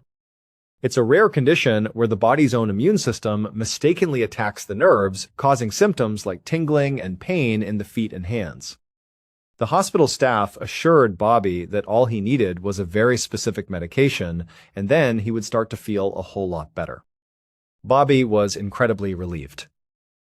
So was his family. That day, he began taking the medication, and almost immediately, his pain became more tolerable. He stopped vomiting, and before long, he actually felt good enough to be discharged and go home. It seemed like Bobby had turned a corner. It felt like everything was finally going to be okay. But within just a few days of being back home again, Bobby's pain came roaring back, and this time, it was even worse than before. This was despite the fact that he was still taking the medication for Guillain-Barré syndrome. And then he began experiencing a terrifying new symptom. His hair started falling out in clumps. On September 7th, about a week and a half after he had first come back from the hospital, Bobby was right back there again. And to Bobby's horror, this time his doctors seemed completely baffled by his symptoms. They told him that sudden extreme hair loss was definitely not a symptom of Guillain-Barré syndrome. So, they had to admit that their initial diagnosis must have been wrong, even though the medication they had given him seemed to help for a little while. And so the problem now was that the doctors were basically at a total loss. They didn't know how to help Bobby. They simply had no idea what was going on with him. For the next 9 days, the doctors ran test after test. And all the while, Bobby's pain just intensified. It became so constant and so overwhelming that he fell into an almost delirious state. The pain was just completely too much for him to bear. And then, after all those days and all those tests, the doctors came back to Bobby and his family. They just told them that they didn't know what was wrong. All the tests had come back inconclusive, and they couldn't provide any clarity. And so, basically, they couldn't help him. They told Bobby that the only choice he had left was to be transferred to a bigger, more specialized medical facility in Hershey, Pennsylvania, which was about 100 miles away from Wilkes-Barre. A few days later, a neurologist named Dr. Robert Brennan walked down the hallway of the large hospital in Hershey. He was on his way to the room where his new patient, Bobby Curley, was staying. And even from several yards down the hallway, Dr. Brennan could already hear Bobby screaming and cursing at the nurses. Ever since Bobby had arrived at this new hospital, his behavior had gotten more and more unhinged. The pain was driving him out of his mind. At one point, Bobby had even started throwing medical equipment across the room in a fit of agony and rage. And so now, for his own safety and the safety of the staff, Dr. Brennan had to keep Bobby physically restrained to his bed. When Dr. Brennan reached Bobby's room, he took a deep breath out in the hallway and then walked inside. There, he saw Bobby strapped down to the bed, thrashing around violently and still screaming. Dr. Brennan felt awful about it. He felt terrible for Bobby, but he honestly didn't know what else to do for him. He and his staff had tried basically everything they could think of to treat Bobby's pain, but absolutely nothing had worked. And so on this day, Dr. Brennan couldn't do anything except what he normally did, which was to just stand there in Bobby's room feeling helpless as Bobby screamed and flailed in pain. But on September 22nd, 6 days after Bobby arrived in Hershey, he finally fell silent.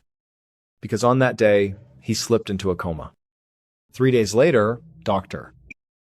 Brennan felt a heavy sense of defeat as he stepped into Bobby's hospital room. Inside, he saw 5 members of Bobby's family gathered around the bed. There was his wife Joanne, his 4-year-old stepdaughter Angela, Bobby's adult siblings Susan and David, and Bobby's elderly mother, Mary. They had all come to be with Bobby after he had fallen into the coma. Now, they all looked up at Dr. Brennan with expectant eyes, hoping for some good news. But Brennan took a deep breath and told them he had some bad news. New test results had finally come back. And now, based on those results, they finally knew what was wrong with Bobby. Brennan told the family that what Bobby was suffering from was something called thallium toxicity. When he said this, Brennan watched the family for some kind of reaction, but they just stared at him blankly. They had no idea what that meant. So Brennan went on to explain. He told them that thallium is an extremely toxic chemical. In fact, it's so potent that it can kill anyone who touches it, ingests it, or even just inhales its fumes. He told them that this was highly unusual because thallium is a very controlled substance in the United States. It's actually banned in all household products. So this wasn't a chemical that Bobby could have just accidentally stumbled upon somewhere. This was extremely rare. At this point, Brennan paused to let the family process this new, horrifying information. The family members looked at each other, their faces a mixture of confusion and fear. Nobody knew what to say. They just looked back at the doctor, waiting for him to explain more.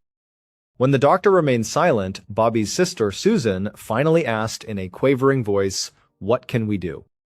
At that point, Brennan just slowly shook his head. He told them, "Unfortunately, there's no cure for thallium poisoning." 2 days later, on September 27th, Joanne stood next to her unconscious husband in the hospital room.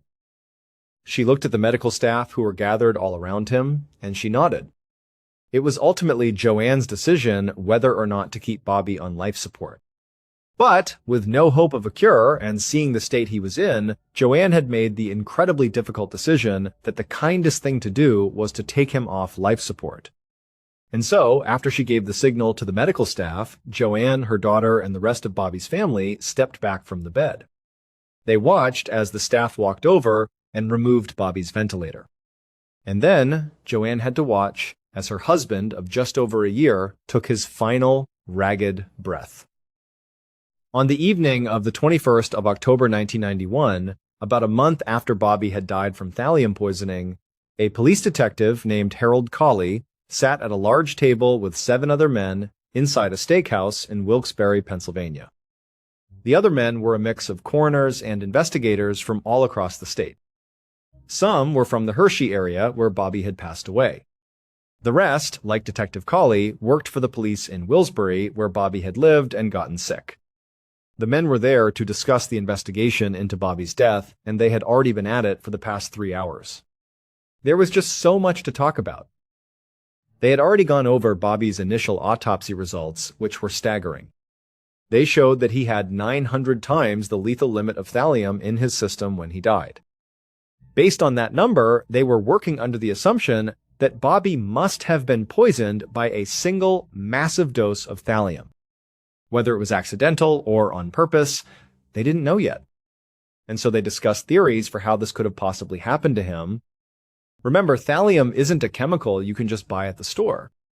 It's highly regulated. So how did he come into contact with it? Their first thought was the most obvious one, the same thing everyone else suspected. Bobby must have been accidentally poisoned at the Wilkes University chemistry lab where he'd been working for so many months. They had records from a preliminary examination of that lab. According to these records, one of the first things investigators had found inside was 5 vials of thallium in one of the storerooms. They had also found a strange rag that was lying out on a countertop, a rag that was presumably there when Bobby and his crew first arrived and started cleaning everything up. And right next to this rag was a handwritten note with a chilling warning on it. It said, "Thallium wiping rag. Touch me and die." This rag had actually caused a huge amount of panic among the investigators when they had first gone in to sweep the lab. People were terrified that maybe they had brushed up against it, touched this rag, and were now at risk of thallium poisoning themselves. However, when they tested the rag, it came back negative for thallium. In fact, all the surfaces in the lab and even the air in the lab also tested negative. So the investigators had eventually decided that the note must have been some kind of a sick joke. On top of that, the university insisted that all of its thallium was accounted for. They were adamant that none of it could have been stolen or misused in some way to poison Bobby because they would know if any was missing. And so at this point, the university had been more or less ruled out as the place where Bobby was poisoned. This didn't really make sense to Detective Colley or the other investigators at the dinner. Thallium is just so hard to come by. The idea that Bobby was working in a lab that contained thallium, but that wasn't where he was poisoned, seemed almost impossible. It had to have happened there. But they had gone out and tested all of Bobby's coworkers, the guys who had worked in that same lab with him for so many days and hours. And every single one of them came back negative for thallium exposure. However, when they tested Bobby's own family, his wife Joanne and her 4-year-old daughter Angela, they had both tested positive for thallium exposure. Now, it was on a near microscopic level. Any significant amount of exposure would have been lethal, and they were both okay. So they clearly hadn't received a lethal dose, but there were very small traces of thallium in both of their systems, which was extremely odd. And so everyone at the table agreed that the next logical step was to speak to Joanne. Maybe she had some idea of how she and her daughter, and by extension Bobby, could have come into contact with this very rare and very lethal chemical. They also knew they needed to get a search warrant for the family's duplex and search it from top to bottom for any signs of thallium. But first, there was the problem of jurisdiction. Bobby had died in Hershey, but he'd gotten sick in Wilkes-Barre. After some discussion, the men decided that the Wilkes-Barre police should be the ones to head up the case, because that is where Bobby was actually poisoned. The very next day, Detective Colley invited Bobby's siblings, David and Susan, to the Wilkes-Barre police station. And right away, it was clear that both of them were extremely suspicious of Bobby's wife, Joanne. They told Colley that Joanne had been acting really strangely for months, both before and after Bobby's death. David said that when his brother had first gotten sick, Joanne had barely lifted a finger to help him. She had called David to come over and look after Bobby, saying she needed someone strong enough to move him around, which was true. But while David was upstairs, literally carrying his brother to and from the bathroom, Joanne had stayed downstairs with her daughter and completely ignored them. She didn't even pretend that she wanted to help. She just let David do all the difficult work. And Susan added that even though she couldn't know for sure, her impression of Joanne right after she had taken Bobby off life support was that she was hugely relieved. Colley listened and nodded, giving the impression that he understood and believed them. But on the inside, he wasn't really convinced that what they were describing was definite proof of suspicious behavior. When David came over to help Bobby, it was because Joanne had asked him to, after she had tried and failed to move her husband herself. And while David was there, she did have a 4-year-old daughter to look after. Maybe she couldn't just leave her unsupervised, or maybe she didn't want her young daughter to see her stepfather in such a terrible state. There were plausible explanations. And as for Joanne being relieved after her husband's death, well, everyone deals with grief differently. And Bobby's death had been a truly traumatic, drawn-out process for everyone involved. So maybe she was relieved, but not because she was happy he was gone. It could have just been relief that a nightmare chapter in all of their lives was finally over. And so after listening to their concerns, Colley began to redirect the conversation. He started asking David and Susan about their own relationship with Bobby. They both said they were very close with their brother, even as adults. They lived nearby and saw each other all the time. David, in particular, said he spent a lot of time with Bobby. They often went fishing together. And recently, they had worked together to completely renovate Bobby's kitchen. This detail caught Colley's attention. It sounded like David and Bobby had finished this renovation project right around the same time that Bobby first started getting sick. Colley didn't know if this was relevant or not, but it was interesting. So at the end of their discussion, he thanked David and Susan for the information and told them they were free to go. A few days later, on the morning of the 25th of October 1991, Detective Colley and 3 other investigators sat at an interrogation table in the Willsbury police station. Across from them sat Joanne Curley and a lawyer she had brought along with her. Colley didn't know what to make of Joanne yet. On the one hand, she and her daughter had also been exposed to thallium. So that could mean they were all accidental victims, exposed to the same chemical source as Bobby, just on a much smaller scale. Or it could mean they were all targets of a poisoner who only succeeded in killing Bobby. Or Joanne could be the poisoner herself. Maybe she had poisoned her own husband and in the process accidentally exposed herself and her daughter to small amounts of the chemical.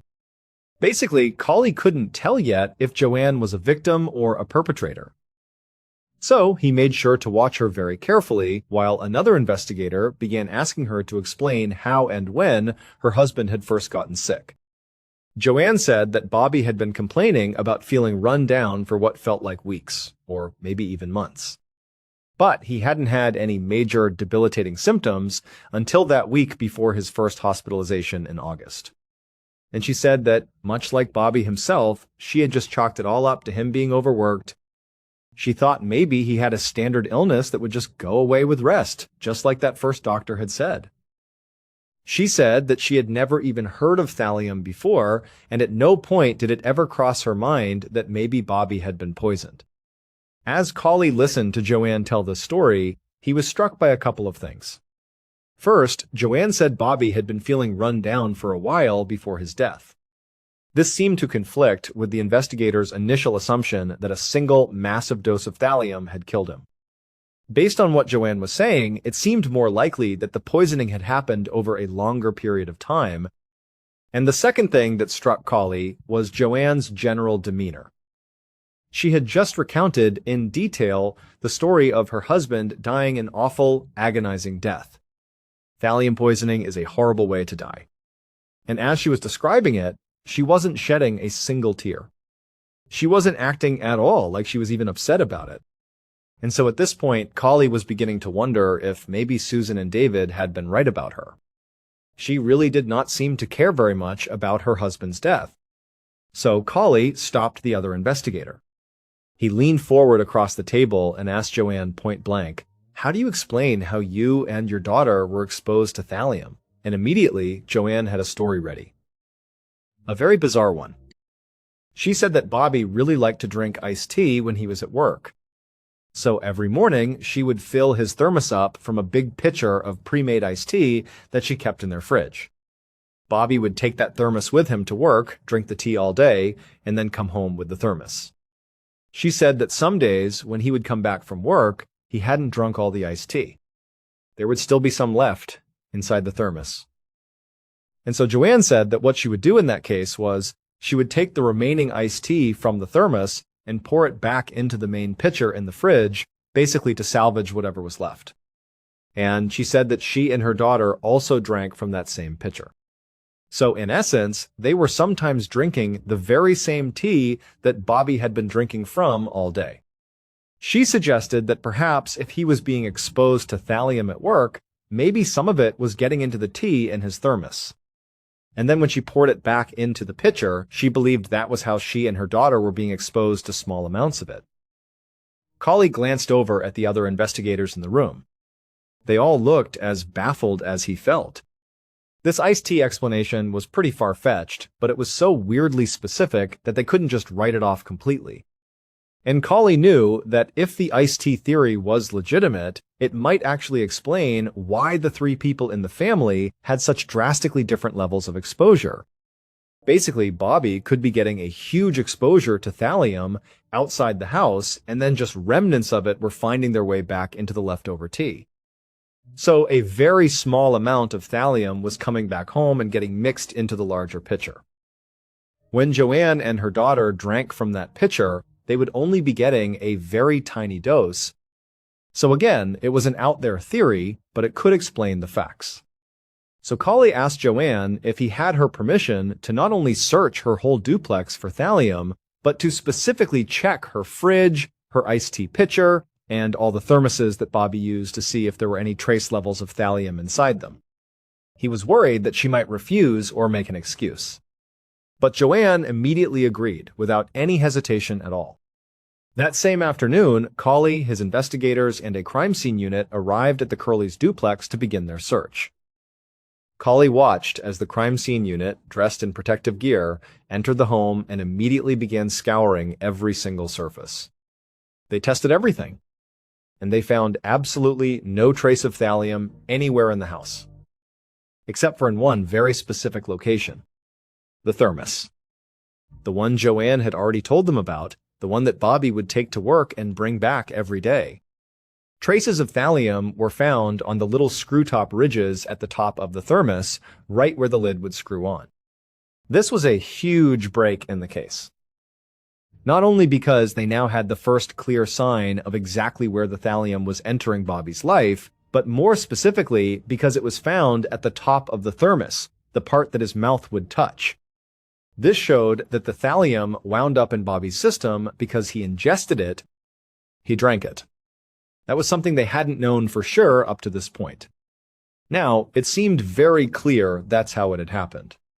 But despite this revelation, it didn't explain how Joanne and Angela were also exposed, because when they tested the big pitcher of iced tea in the fridge, it didn't contain any thallium at all.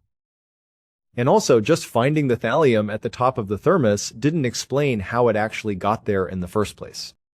But for Colley, what really stood out about finding thallium on this thermos was that this item was something Bobby took to work and home every single day. So it seemed like maybe he and his team had been too quick to rule out Bobby's workplace.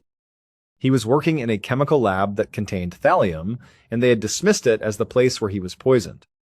Now, it seemed like they needed to take another much closer look. 7 months later, in late May of 1992, Detective Colley sat at his desk, thumbing through a thick stack of notes from all the interviews and polygraph tests that he and his team had carried out since the previous October. One by one, they had brought in all of Bobby's coworkers and grilled them about Bobby's death. And all of the coworkers had more or less said the same thing. Bobby was a great guy, well-liked, and nobody they knew would ever want to harm him. Some of the coworkers did admit that they liked to prank each other a lot, but they insisted the pranks were always harmless. They said spiking somebody's drink with a deadly chemical was way, way beyond anything they would ever do. At least, that's what all of them said. But 2 of Bobby's coworkers, Sammy DePasquale and Robert Marinay, had failed their polygraph exams. In fact, the polygraph examiner told Colley that those 2 had gotten the worst scores he had ever seen in his career. So, very quickly, those 2 shot to the top of Colley's suspect list. Colley pressed both of them hard, asking them if they had pranked Bobby by putting something in his thermos. Maybe they didn't know how dangerous thallium was. But they both said absolutely not. They didn't do that. But Colley didn't believe them. He'd already heard about their previous pranks, like swapping out drinks for tobacco spit. So it didn't seem like a huge leap to think they might have put something from the lab in Bobby's thermos as a joke. The problem was, Colley didn't have any actual evidence that he could use to arrest either of them, especially since the university continued to insist that none of their thallium was missing from the lab. Now, Colley knew it was possible the university was wrong, that maybe there was some unaccounted for thallium, but he had no way to prove it. Colley also still felt pretty suspicious of Joanne, and also of Bobby's own brother, David. Joanne was still a suspect for obvious reasons. She had thallium in her system, she seemed oddly detached from Bobby while he was dying, and she was apparently relieved when he was taken off life support. But even if Joanne had wanted to poison Bobby, it was really unclear how she would have gotten her hands on thallium. And as for David, the reason he was on Colley's radar was because he had spent a lot of time alone with Bobby, and he had done that kitchen renovation with him right before he got sick. So, David had the opportunity to poison Bobby.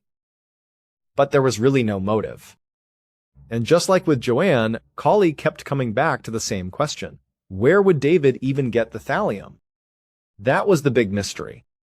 Where was the thallium coming from? And so at this point, Detective Colley was basically at a dead end. He had a list of suspects, but no hard evidence against any of them. He just did not know how to move forward with the case. And this was heartbreaking, because earlier that same day, he had been informed that the district attorney had decided to officially shut down the investigation into Bobby's death. The case was now officially cold. And since Colley couldn't revive it, all he could do was close the case file and stick it in a drawer. One morning in August of 1994, more than 2 years after the investigation into Bobby's death was shut down, Detective Colley walked up the porch steps of the duplex where Bobby had lived, and he knocked on the door. Colley had been thinking a lot about this case recently. It had never sat right with him. And today, he was hoping that Bobby's widow, Joanne, would help him take one last shot at cracking it. A moment later, Joanne answered the door. And once the look of surprise left her face, she invited the detective inside. Colley quickly explained why he was there. He told her there had been a technological breakthrough in toxicology testing. The Wilkes-Barre police were now able to perform a new type of test that had not been available to them 3 years ago when her husband had died. And Colley believed that the information they could get from this new test could help them figure out what actually happened to Bobby once and for all. Joanne's eyes lit up at this news. She was about to open her mouth to reply, but Colley quickly added that there was a catch. He said that in order to do these tests, they would have to exhume Bobby's body. And the only person who could give investigators permission to do that was Joanne. Colley waited while Joanne processed everything he had just told her. He tried not to let it show on his face, but Joanne's response in this moment would decide the entire fate of the case. If she said no, there was nothing they could do. The evidence contained inside of Bobby's casket would be lost to them forever. Which meant that if someone had intentionally poisoned Bobby, they would never figure out who it was and the killer would never be brought to justice. But to Colley's relief, Joanne said, yes, of course. Later that month, on August 23rd, Colley went to the cemetery where Bobby was buried. He watched as a backhoe dug up his grave and pulled the casket out of the ground.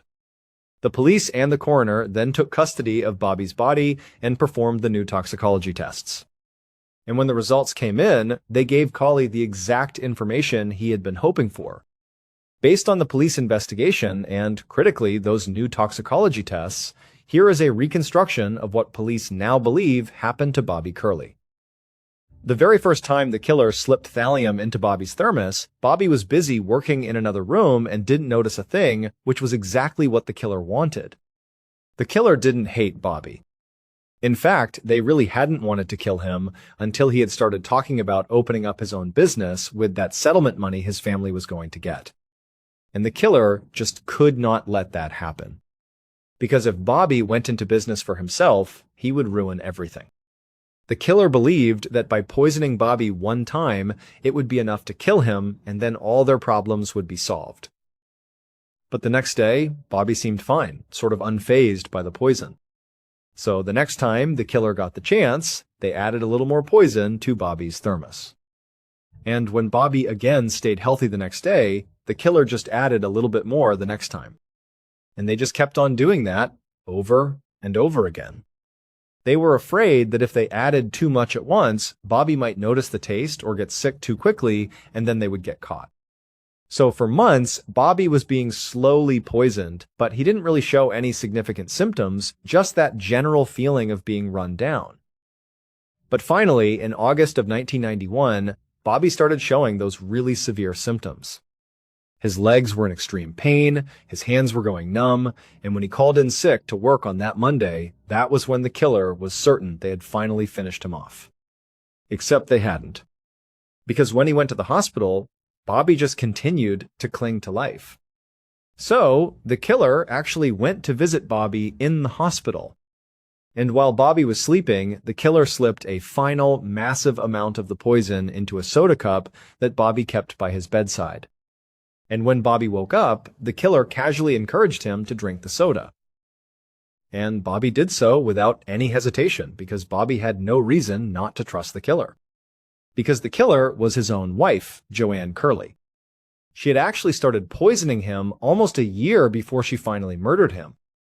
But investigators didn't realize this until that new type of toxicology test allowed them to figure out exactly when Bobby was being poisoned. This test worked by analyzing some of the hairs that Bobby still had left on his body. Basically, every single time Bobby was poisoned, a chemical marker was left behind in his hair. So as his hair grew out, the strands became like timelines that showed exactly when he had been poisoned. And when Colley, through these tests, discovered that Bobby had been poisoned multiple times between October of 1990 and September of 1991, these dates ruled out all the other suspects. The poisoning had simply started too early for his brother David to be responsible, and it had gone on for far too long for his coworkers to be guilty. But the timeline pointed directly at Joanne. And when police began digging into why Joanne might have wanted to kill her husband, they discovered that she had convinced Bobby to make her the sole beneficiary of his life insurance policy just days before she poisoned him for the very first time. And so Joanne's motive was money. She did not want Bobby to have any of that financial windfall she was going to get from the wrongful death lawsuit of her first husband. Even though she acted like she was supportive of Bobby's dream to start his own business, she didn't want him to have any of that money. That was her money. And on top of that, by killing Bobby, she would also receive his life insurance payout. As for where Joanne actually got the thallium, she would later admit that she had used an old container of rat poison. It was a brand that had been manufactured in the United States years ago before thallium was banned in household products. She had found it and held on to it. On the 12th of December 1996, 5 years after Bobby's death, Joanne Curley was finally arrested and charged with first-degree murder. Joanne ultimately pled guilty to the charges and was sentenced to 10 to 20 years in prison. She would wind up serving all 20 years of that sentence and was released from prison in 2016. This case proves that sometimes a killer doesn't strike in a single moment, but slowly, patiently, right in front of everyone. If you enjoyed this deep dive into the Bobby Curley case, make sure to leave your thoughts below and check out our other true crime stories linked on screen now. Until next time. In 2018, a 56-year-old father of four named Tayyab Swami was living a quiet life in a modest town in New Jersey called Little Ferry. Tayyab had made a big move to the United States all the way from Africa back in 1996. After he got his feet on the ground in New Jersey, he landed a steady job as an accountant for a company that imported food. In the beginning, Tayyab's salary was just enough to take care of his family. He was a proud man, and providing for them was his top priority. But as his family grew, with 4 kids to feed and clothe, that one salary just wasn't stretching far enough anymore. Money became a constant, nagging problem, a quiet stress that sat at the dinner table with them every night. And so, eventually, Tayyab's wife had to get a full-time job too. You would think that with 2 adults working full-time, things would get easier. But even then, they had to watch every single penny. They lived on a very strict budget, planning out their grocery lists and bills just to make sure they could get through each month. That year, in 2018, a new and very big expense came up.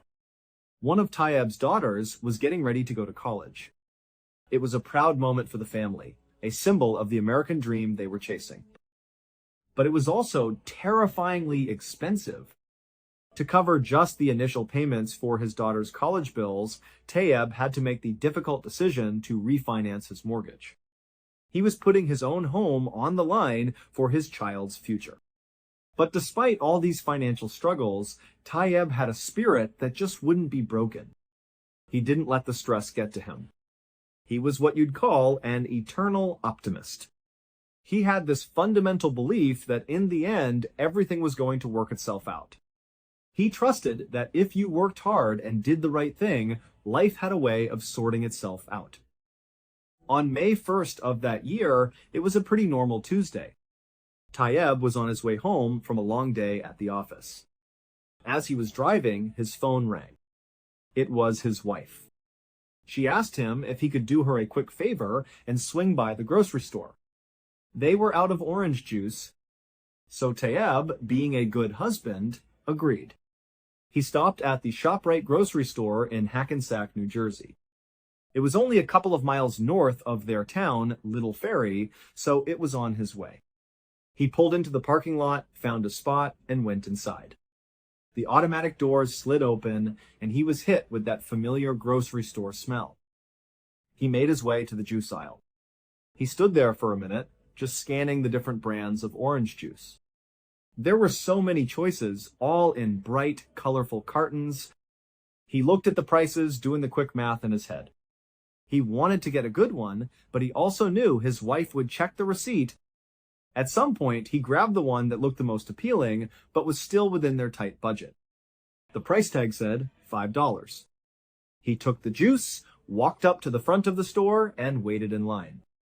He paid for it, got his change and his receipt, and then went back outside. He hopped in his car and started the last little leg of his journey home. A few minutes later, he pulled into his driveway. He got out of the car, walked into the house, and went right into the kitchen where his wife was preparing dinner. He proudly set the carton of orange juice down on the kitchen table, expecting maybe a little thank you or a smile. But his wife turned around, and her eyes went straight to the orange juice. She looked at the brand he had purchased, and her expression changed. She immediately asked, "How much did you pay for that?" Tayeb told her, $5, and she just shook her head. "You gotta take it back," she said.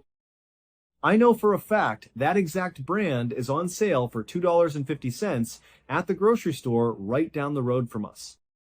Go return this one." Tayeb was totally annoyed. He had just gotten home from work. He was tired. He thought he was doing a good deed, and now he was basically being told he'd messed up and had to run another errand. But he looked at his wife, and he decided it just wasn't worth the fight. He knew she was right about saving the money. So, without another word, he walked over, grabbed the $5 orange juice, and went back outside. He got back in his car, started it up, and took off.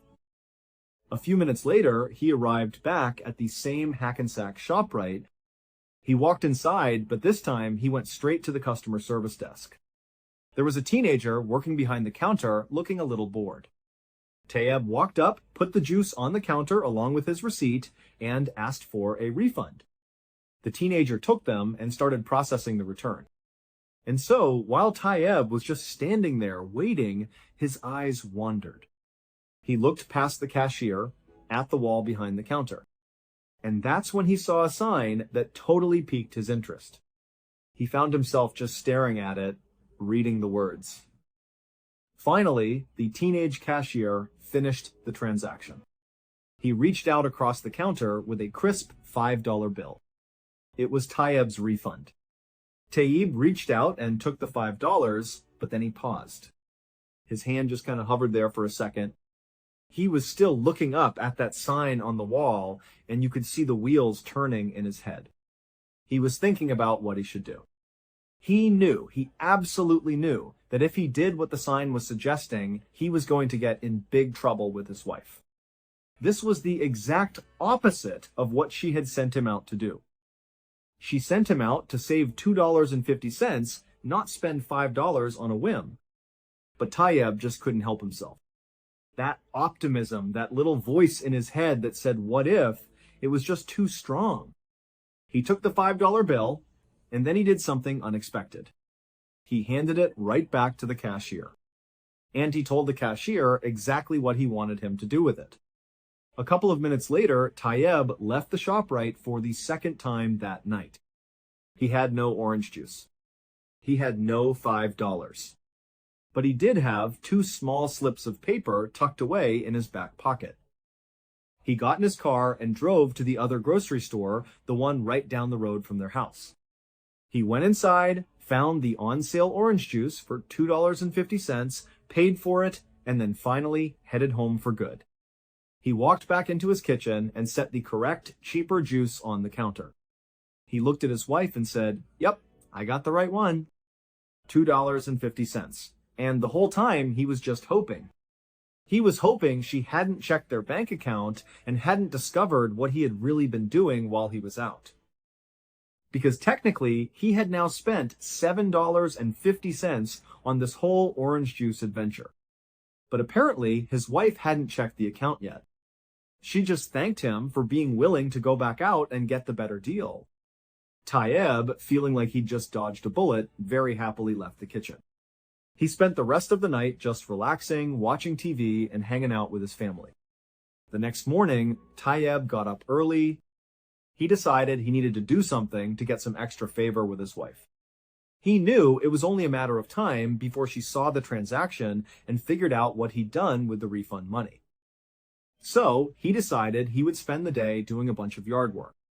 And he'd make sure to do it right in front of her so she could see what a good, hard-working husband he was. He went outside and opened up the garage. He was about to pull the lawnmower out when he noticed his car was really dirty. And he thought, you know what? I'm going to go wash my car first. Then I'll come back and cut the grass and do everything else. So he went back inside and told his wife his plan. She just said, "Okay, I'll see you in a little bit when you get back from the car wash." Then Tayyeb went back outside, hopped in his still dirty car, and left. As he was driving to the car wash, he made a little pit stop. He pulled into the parking lot of a small store that was kind of set back from the road. He went inside and walked straight to the back of this little store. There was a strange machine there. It looked sort of like an ATM. It had a screen on it with text scrolling across, and at the bottom there was an opening where a red light, a barcode scanner, was projecting down. Tayyeb walked right up to this machine. He reached into his back pocket and pulled out those 2 little slips of paper he had gotten from the grocery store cashier the night before. He took the first one and held it under the scanner. He watched the text appear on the screen. After reading it, he kind of just shrugged his shoulders, took the paper back, and put it back in his pocket. Then he took the second slip of paper and put it under the scanner. This time, when he read the words that popped up on the screen, he thought there had to be a mistake. All it said was, "See receptionist." He figured the machine must be broken or something. So he tried again. He rescanned the second slip of paper to see if something different would happen. But sure enough, the same message came up. "See receptionist." So he pulled the second slip of paper out of the scanner, turned around, and walked to the front of the store. He handed the paper to the woman who was working behind the counter. Over an hour later, Tayyeb finally pulled back into his driveway. He just sat in his car for a second, his hands on the steering wheel. He was still shaking from what had just happened inside of that small store. He finally got out of his car, which was, by the way, still totally dirty, and he made his way into the house. He went straight to the kitchen, where he knew his wife would be. As soon as he walked in, his wife turned around and looked at him. She said, "Where were you?" "The car wash is like 5 minutes away." "Why were you gone for almost 2 hours?" But Tayyeb had no expression on his face. He just looked at his wife and said, "Give me $100. His wife's face scrunched up in confusion. "No," she said. "Where's your money?" And that's when Tayyeb smiled. He turned around, reached into his back pocket, and he pulled out that second slip of paper. He handed it to his wife and said, "Here's my money." It turns out, after getting that $5 refund at the ShopRite, the sign Tayyeb had noticed on the wall was an advertisement for the Moneyball Jackpot Lottery. And in that moment of optimism and impulse, he had decided to use the $5 refund to buy 2 lottery tickets. The next day, that store he went to that was set back off the road was a 7-Eleven. And the machine he was using was a lottery ticket scanner, a machine that tells you if your tickets are winners. The first ticket he scanned was a dud. It didn't win anything. But the second ticket, when he scanned it, the machine couldn't process the amount of money he had just won. It was too big. That's why it told him to see the receptionist. So he brought that second ticket up to the counter and handed it to the woman.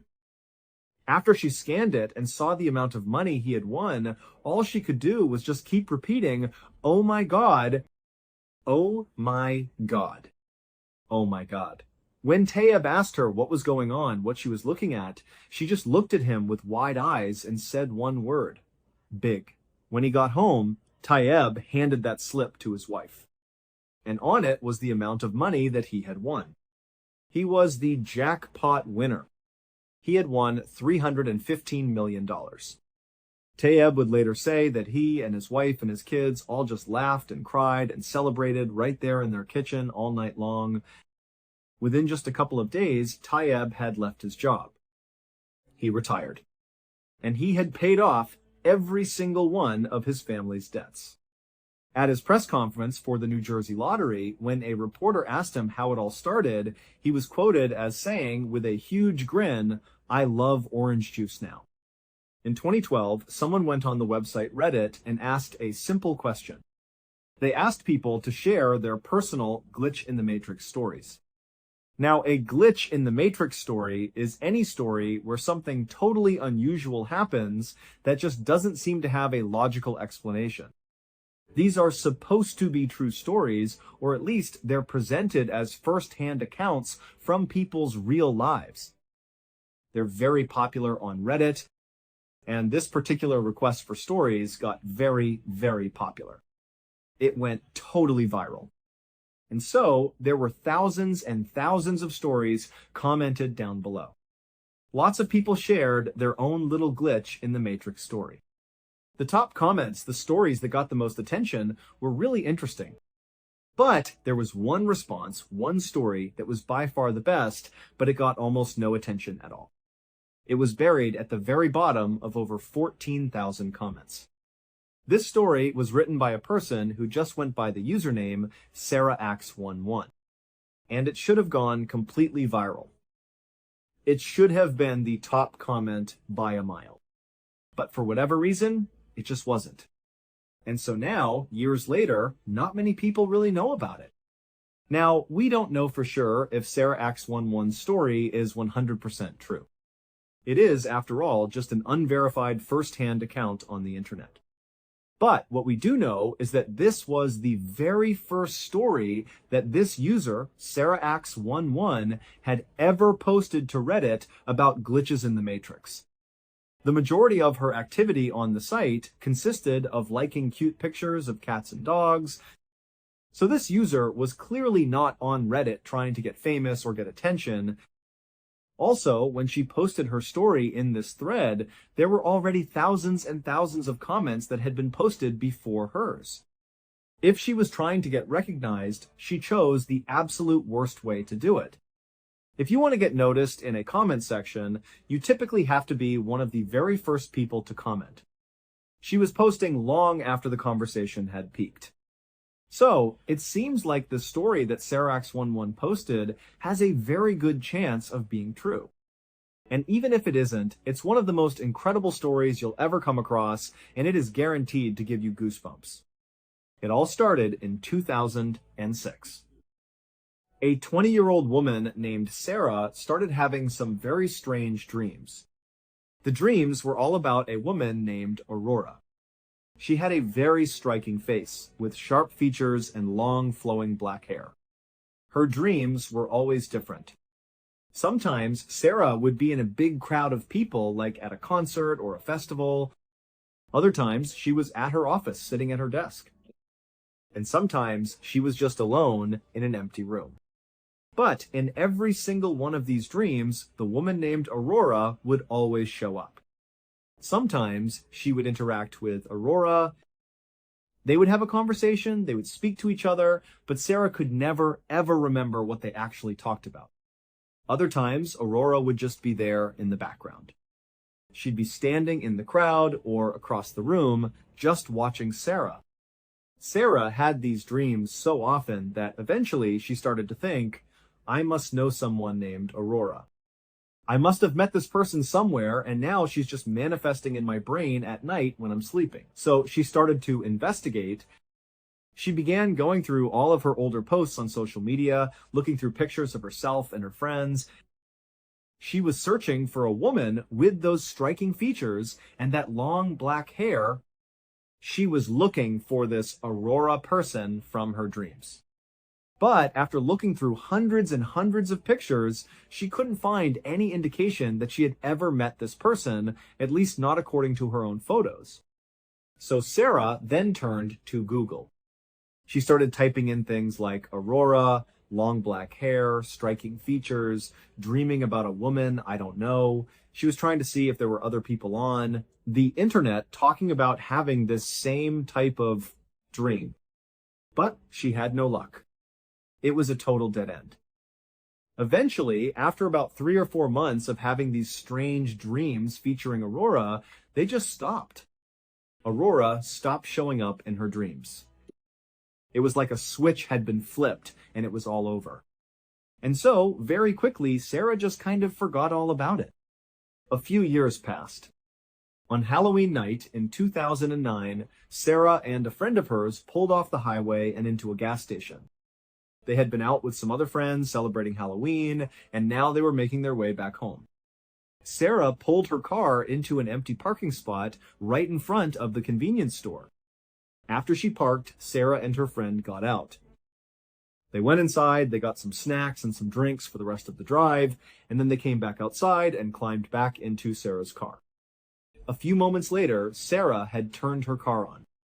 She had backed out of the parking spot, and she had driven past all of the gas station pumps. She was making her way towards the single-lane strip of road that merged back out onto the highway.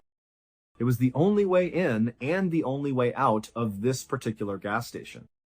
So as she's getting closer to the entrance of this short merge road, her phone suddenly starts to ring. Now, what happens next occurred over a span of just a few seconds. It all happened pretty much simultaneously. So, she's pulling up to the entrance of this merge road. Her cell phone rings. And because there was no one behind her, it was a quiet night, Sarah decides to just stop her car and put it in park so she can safely take this phone call. She stops her car pretty much right at the mouth of this merge road. She picks up her phone, she looks at the number on the screen, and she doesn't recognize it at all. But she picks it up anyway and says, "Hello?" There was just silence on the other end of her phone.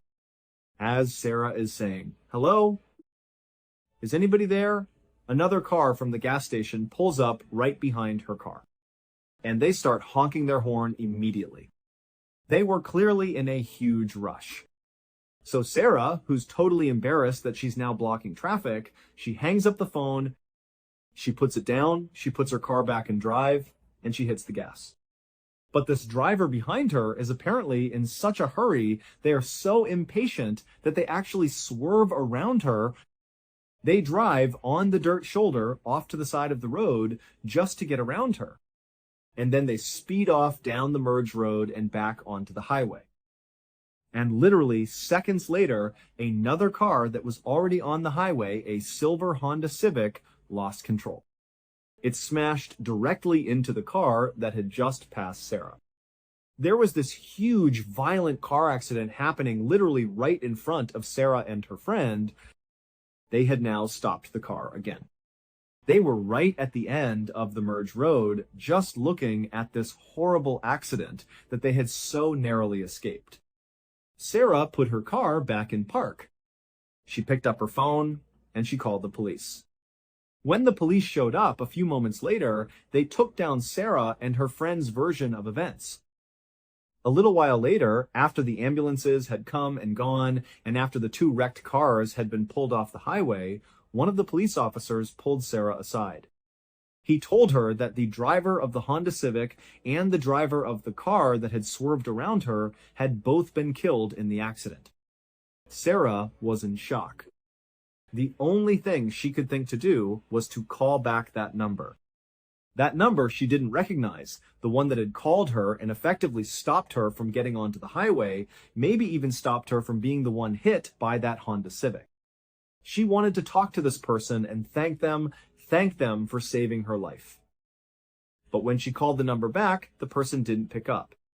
Instead, it went to voicemail. And a recorded voice said, "Hi, you've reached Aurora. Leave your name and number after the beep." Sarah could not believe it. She said she had never felt goosebumps like that in her entire life. The next day, Sarah tried calling the number again. And this time, the woman, Aurora, answered the phone. The two of them got to talking. Sarah explained her crazy dreams from years ago and now this crazy car crash and how somehow it was all connected. And Aurora just listened. She told Sarah, "That's an amazing story you're telling me, an absolutely crazy story. Except I didn't call you last night. I have no idea how you even got my phone number." At the end of this phone call, the two women really hadn't reached any sort of explanation for how any of this had happened, how they had come to be talking on the phone.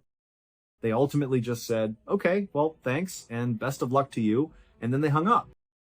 After the call was over, Sarah found herself just kind of sitting there, not really sure how to react to what had just happened. It was such a totally bizarre thing that she had just been through over the past 24 hours. And if you include the dreams, this had been a multi-year-long mystery. On a whim, Sarah just opened up her Facebook account. She plugged in Aurora's full name because Aurora had given it to her during their phone call. And when she looked at her phone, when the search results came in, Sarah nearly fainted. Right in the top of the results page was this woman, Aurora's Facebook account. And her profile picture, it showed her face. And when Sarah looked at her face, it was the exact same face she had seen so many times in her dreams. It was the same Aurora, with the striking features and the long black hair.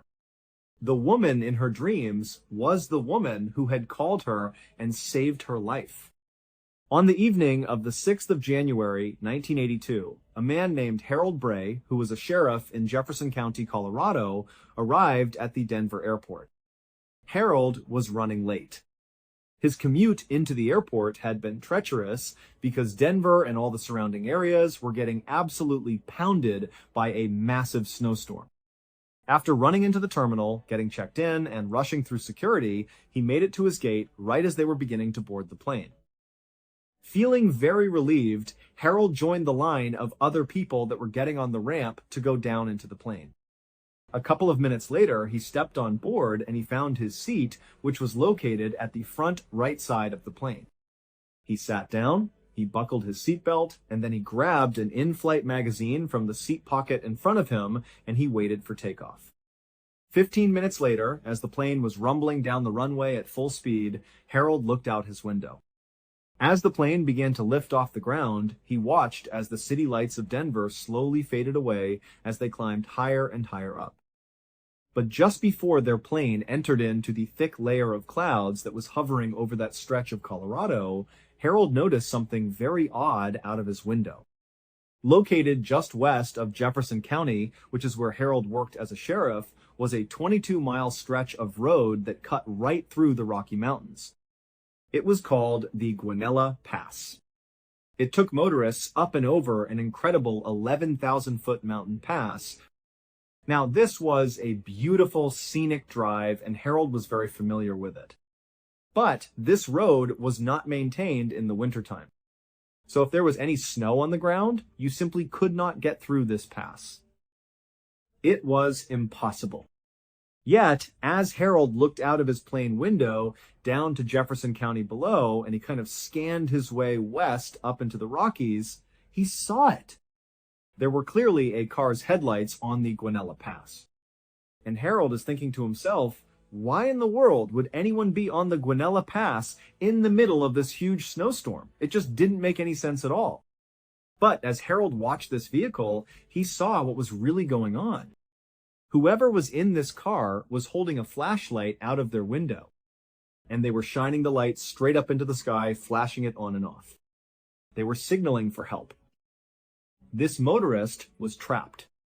Harold knew, with a sinking feeling, that the likelihood of another plane happening to fly over this exact area and looking down and seeing those lights and recognizing them for what they were, an emergency, were slim to none. So Harold knew if he didn't act quickly, this motorist was doomed. And so Harold quickly unbuckled his seatbelt, he got up from his seat, he climbed over the person sitting next to him, and he got into the aisle. He waved down a flight attendant.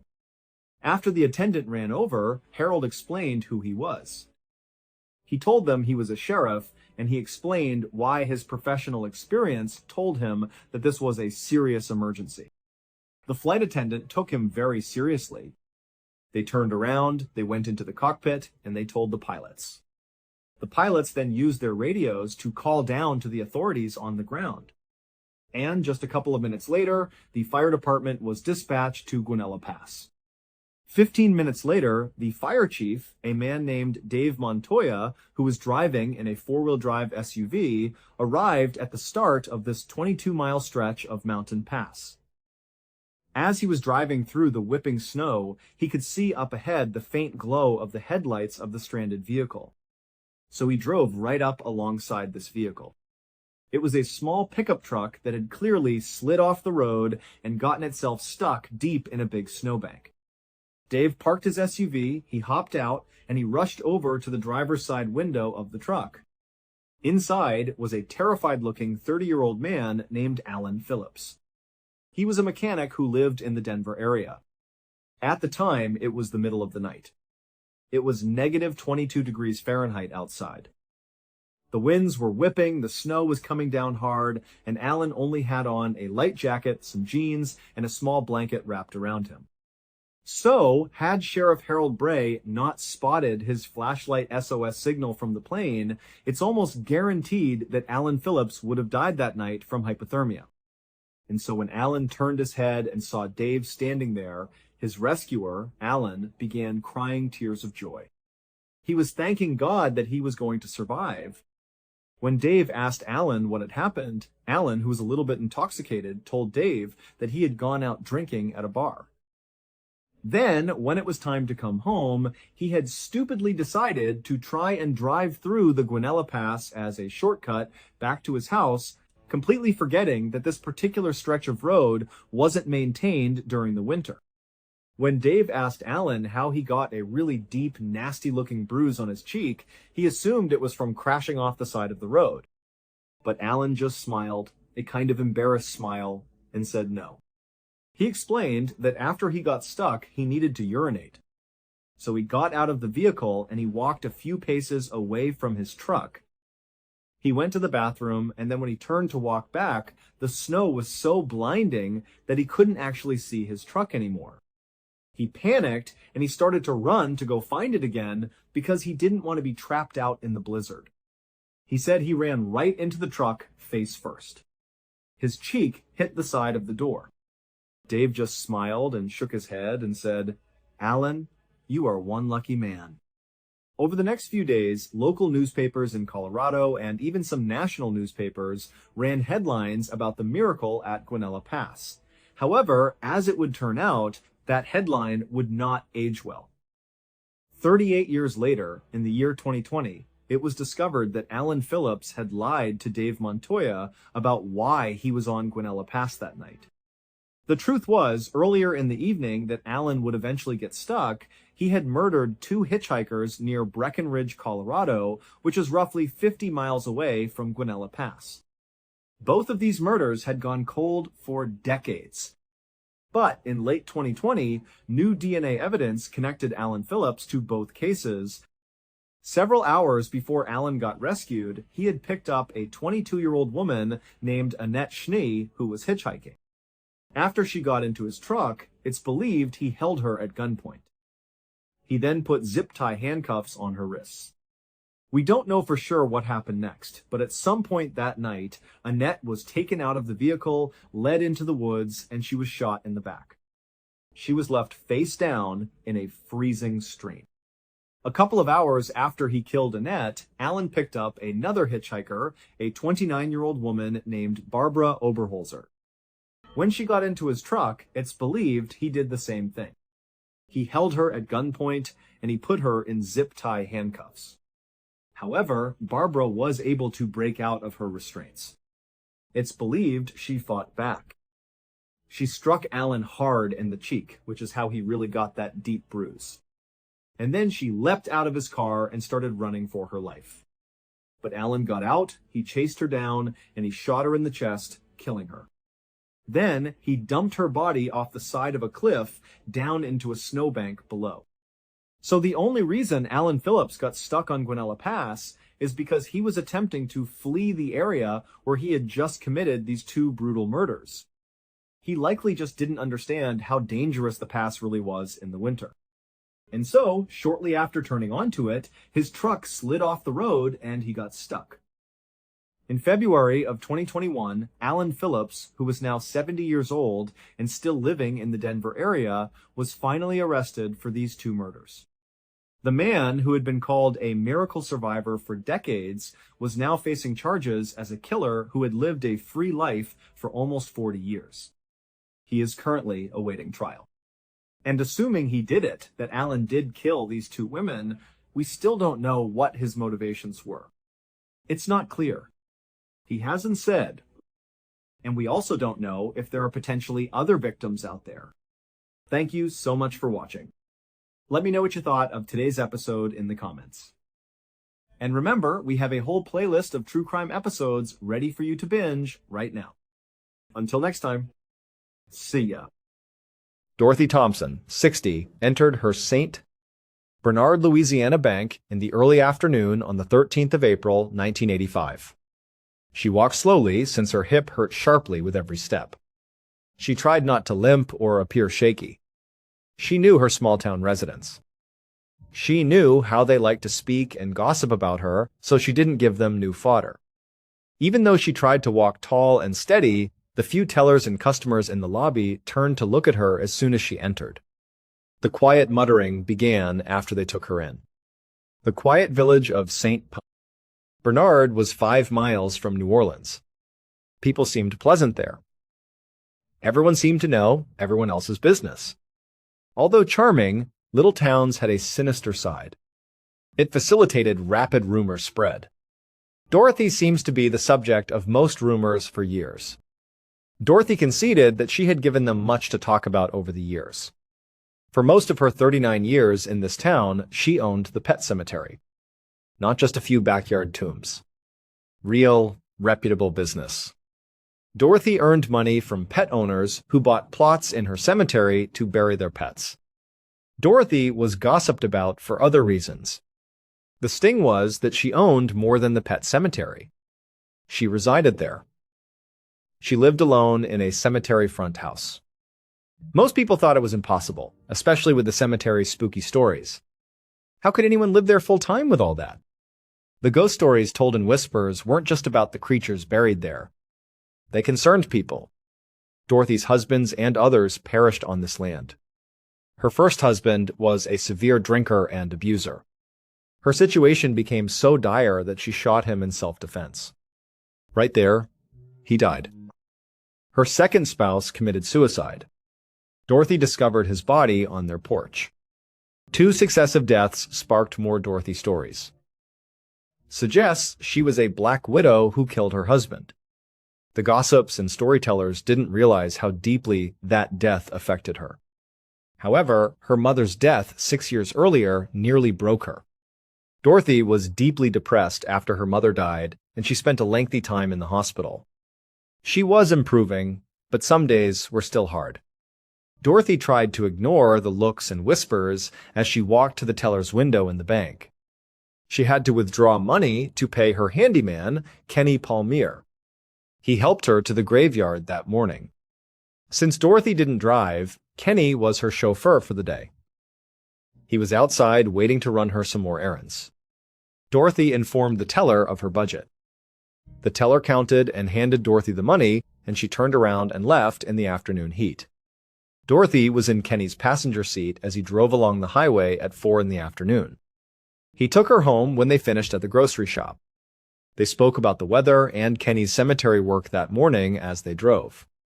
Actually, Dorothy didn't know Kenny. The day prior, she employed him. He seemed polite, so she hoped he would stay. Over the past year, her handyman had a high turnover rate, and she needed consistency. Dorothy was no longer able to maintain the pet cemetery and her residence on the grounds. In addition to her damaged hip, she took depression medicine stated that her weak and disoriented. Dorothy occasionally asked her neighbors for help, but she preferred hiring. She thought people needed solid work, she could help, and she appreciated it. However, several of her recent handymen were crooks, making employing them problematic. Last fall, her handyman, Elkin Childress, resided with her and worked on the grounds. However, Elkin always wandered the property instead of caring for it. Then she learned he was arrested for robbery. She thought he was scoping the property for ways to break in or steal. She was lucky he quit before she fired him. The person preceding Elkin was worse. He was Brandon, naughtier. Brandon, a loudmouth, started working for Dorothy after her mother died. Brandon and Bonnie moved in with Dorothy so Brandon could fix things while Bonnie drove her about. Like Elkin, she struggled with stealing with the naughtiers. Dorothy was on a lot of medicine for a severe depressed episode the previous spring. While she was sleepy from medication, the naughtiers got her to give them her land for pennies. When Dorothy finally discovered what had transpired, she demanded the naughtiers leave and hired a lawyer to overturn the transaction. Dorothy had spent the last year in a terrible, stressful court battle with the naughtiers over her land. She knew they were mad at her. Additionally, Brandon, a loudmouth, kept bragging about the dispute across town. He was not only talking about it publicly, but also contacting Dorothy directly to encourage her to withdraw the lawsuit. Dorothy would not abandon it. Her mother owned this cemetery and land, which she now owned. She cared greatly. She wouldn't surrender. Dorothy watched Kenny get off the freeway and onto her lengthy driveway from the passenger seat. Her driveway wound through thick trees because her house was far from town. She saw some tombstones ahead as they got closer to her home. The cemetery was huge. Just almost every animal was buried there. Some cemeteries were basic, etched stone slabs, but others were lavish, like a human-sized Buddha statue for a pet cat. Kenny stopped in front of the home and helped Dorothy carry her shopping. Dorothy paid him and promised to call when she had more work. Kenny went back in his car and drove down the long driveway till he disappeared into the trees. She stared from her door. Dorothy drank a glass of wine and turned on the TV in her bedroom at 9. After reviewing bills and answering cemetery clients' calls all evening, she was fatigued. After getting comfortable in bed, she heard the phone ring from across the house. Dorothy moaned. To answer the call, she took her wine glass and shuffled down the hallway to the kitchen. When she took it up, Patricia Newman, her friend, spoke. 3 years previously, a mutual friend introduced Patricia, half Dorothy's age, to her. Since Patricia had worked with the elderly, she initially cared for Dorothy.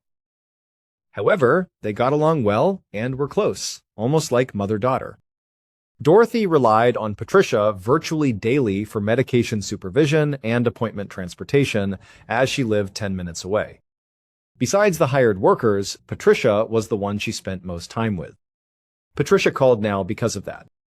She inquired about Dorothy's pharmacy ride the next day. Dorothy said she did and thanked her. They talked longer before saying goodnight. Dorothy ended the call. After pouring herself more wine, she stood in her kitchen listening to the crickets. She heard something right before she left the kitchen and went to bed.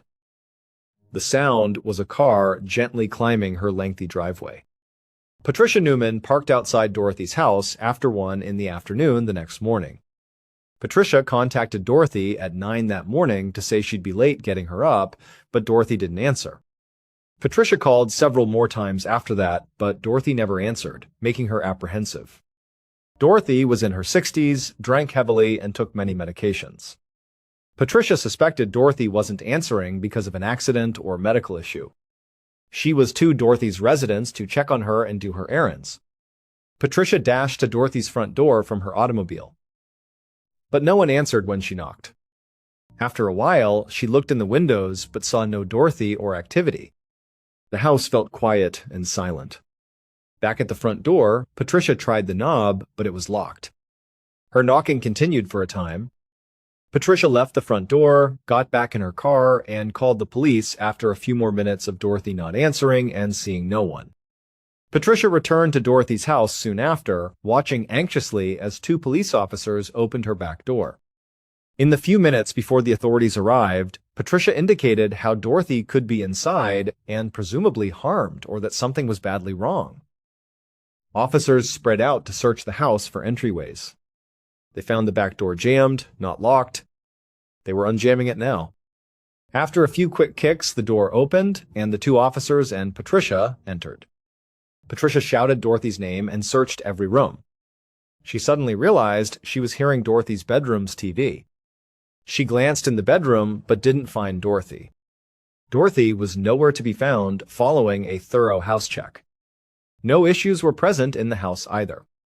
No disruption, struggle, or fall was present. Just like Dorothy vanished, it was over. The two officers were confused by the circumstance. Their perception was that nothing bad had transpired. This was not an emergency. Just left their TV on and wasn't home when they should have been. That was worrisome, but not enough to prompt a government response. Patricia knew Dorothy. She saw that this was so unlike her pal that something was awry.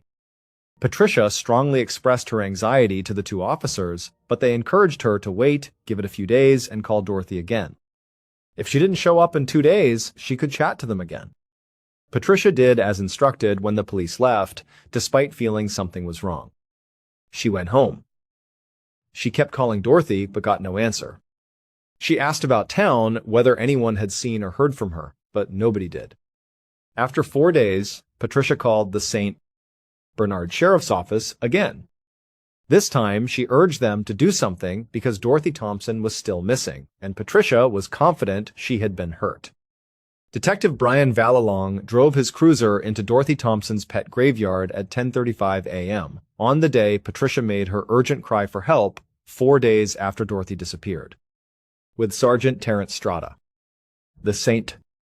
Bernard Sheriff's Office assigned both men to investigate Dorothy's disappearance. Ballen felt uneasy as he drove past dozens of animal tombstones and grave sites before arriving at the area. This place always frightened him. Finally, the cop's cruiser reached Dorothy's home at the end of the driveway. Ballen saw Patricia, a woman in her 30s, standing near the front door immediately. She appeared anxious and impatient as she waited for Ballen and Strada to exit their automobile. She was direct when they exited and approached her.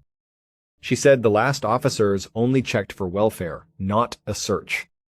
To ensure Dorothy wasn't on the property, she needed them to examine Dorothy's house and grounds. Ballen and Strada promised to do so. She had to start over and describe the last time she saw or spoke to Dorothy. Patricia sounded annoyed and said she'd informed the other cops everything she knew, both in person and over the phone. She just wanted the quest to continue. But Ballen persisted. He said, "Look, I don't fully know the whole story, so please give me the information." She reluctantly informed Ballen. The night of the 13th, she called her friend to offer Dorothy a ride to the pharmacy the next day. Dorothy agreed. Patricia called her friend the next day to confirm she would pick her up that morning, but Dorothy didn't answer. Patricia visited the residence. Dorothy was absent. Dorothy didn't answer when she knocked. Patricia phoned the police because something seemed wrong. Arriving, they discovered the back door unlocked but jammed. After forcing it open, they walked inside and found nothing, but Dorothy was gone. No rhyme or rationale existed. Patricia now believed Dorothy had suffered and hoped they could help her. Ballen nodded and asked Patricia whether Dorothy had friends or family she could have stayed with. Patricia quickly declined. Dorothy lived alone and rarely left her house. She didn't drive, thus she had no car. Patricia stated she had called around but was not seen. No relatives, friends, or anyone. Patricia then became evident. She told officers she thought Dorothy would only leave her house that day or night if forced. Ballen inspected Strada. He knew Patricia was anxious about her buddy, but they needed to check first. He requested Patricia to show them the unlocked door so they could investigate. Ballen, Strada, and Patricia entered the home from the back entry moments later. He looked around the home and saw that Patricia was right. It was clean. There was no evidence of trouble within the residence. No trace of struggle or fall. It looked like the house was unaltered. That countered Patricia's notion that Dorothy would only leave if forced, implying a struggle. Dorothy seemed frail, according to Patricia. Ballen thought maybe she was forced out, but she didn't fight, so there's no trouble. Who knew? But it seemed unusual that nothing had been relocated if they were talking about an abduction. Ballen also saw valuable objects like Dorothy's TV as he walked around the house. This didn't appear like a robbery. Ballen agreed that something was wrong, unlike the first policeman who completed that welfare check. Because as he walked about, he saw clues that Dorothy had not planned to leave her home or had left quickly. A half-empty glass of wine was in the kitchen, and the bedroom TV was on. If someone was leaving for a long time, those wouldn't be... From what Patricia informed them, he could rule out a family emergency or last-minute travel because Patricia had called around and nothing had happened. Ballen stopped going around the house and asked Patricia about Dorothy's mental health. Patricia hesitated before telling Ballen that Dorothy was on a lot of medication, which occasionally made her mental condition murky. Ballen naturally thought, okay, maybe she left the house alone in a fog. After going outdoors, something happened. Animal, human, or fall anything may have happened. He knew the back door had been unlocked during the initial police welfare check, and even though it was jammed, it hadn't prevented them from entering. Maybe that door always got stuck, and that's all that happened. It was common for the rear door to jam when she left. Ballen told his partner about his theory that Dorothy might leave alone. He remarked, "Hey, she's clearly not here. Let's go out there and search the grounds and see if we can find her." Ballen visited Strada's office 15 days later at 7 a.m. on the 3rd of May, 1985, to update him on the case. Ballen believed foul play was likely at this time. Dorothy was gone, and there was no proof of what happened to her after several searches of her home and property.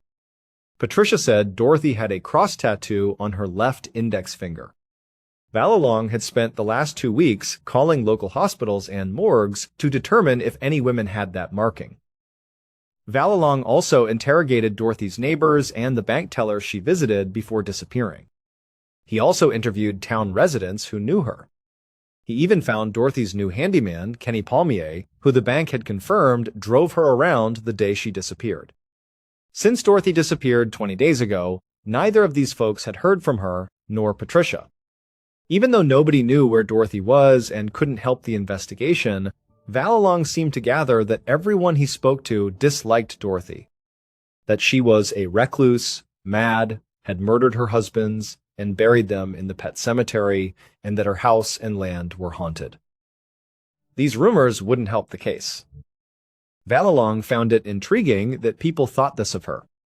Ballen's only lead came from chatting to Dorothy's lawyer a few days earlier. The lawyer said Dorothy was in a bitter property rights battle with Bonnie and Brandon Nadir, former workers. Dorothy's active litigation was a warning signal as her case was increasingly turning into an abduction or homicide. Ballen knew he had to talk to Bonnie and Brandon.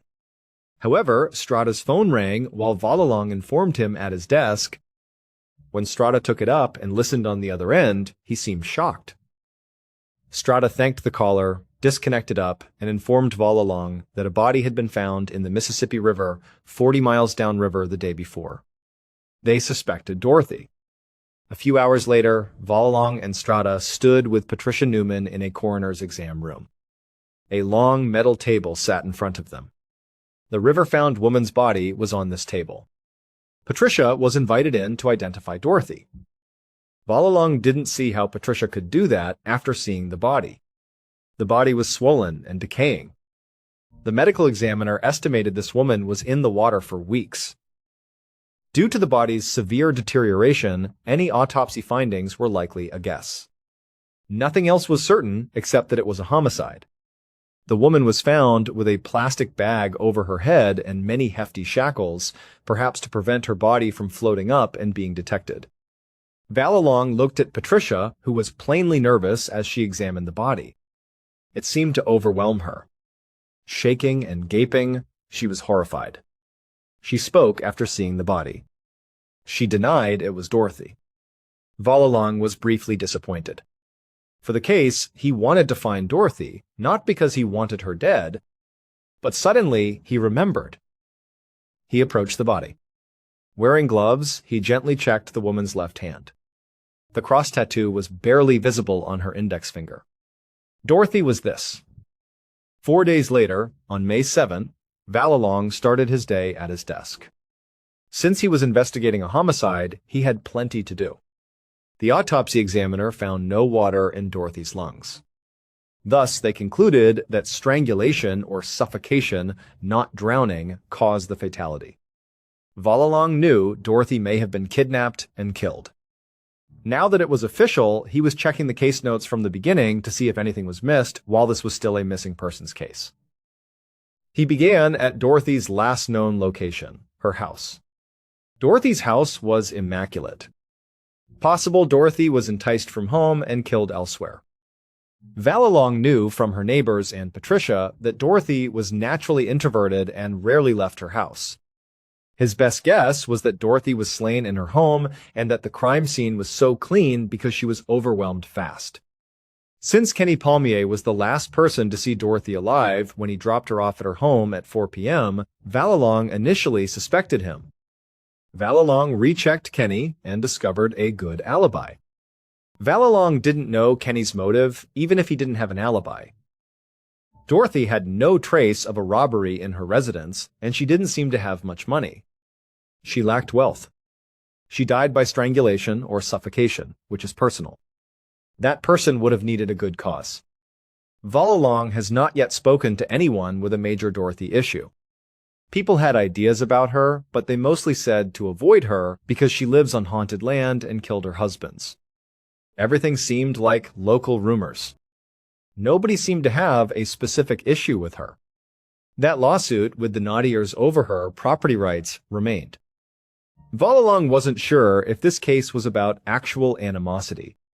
He had not seen that. The lack of evidence was Ballen's main issue at this point. There were no witnesses, and they'd searched Dorothy's house repeatedly without success.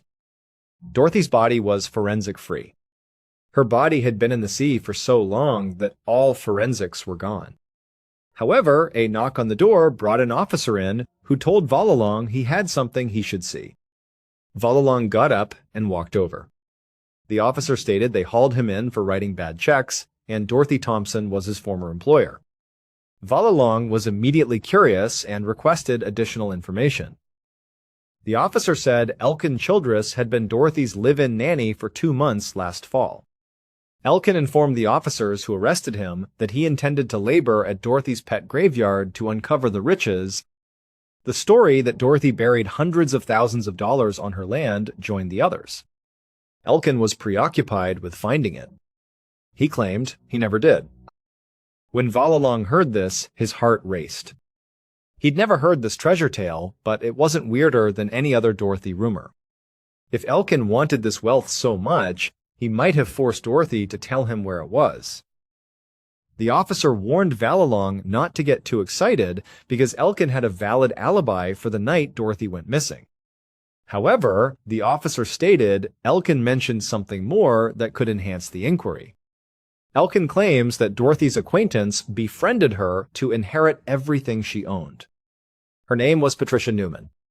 When the officer mentioned that, Ballen thought, why didn't I see this before? Patricia had contacted the police. In the beginning, she zealously pursued this probe, which Ballen assumed was because she concerned for her companion.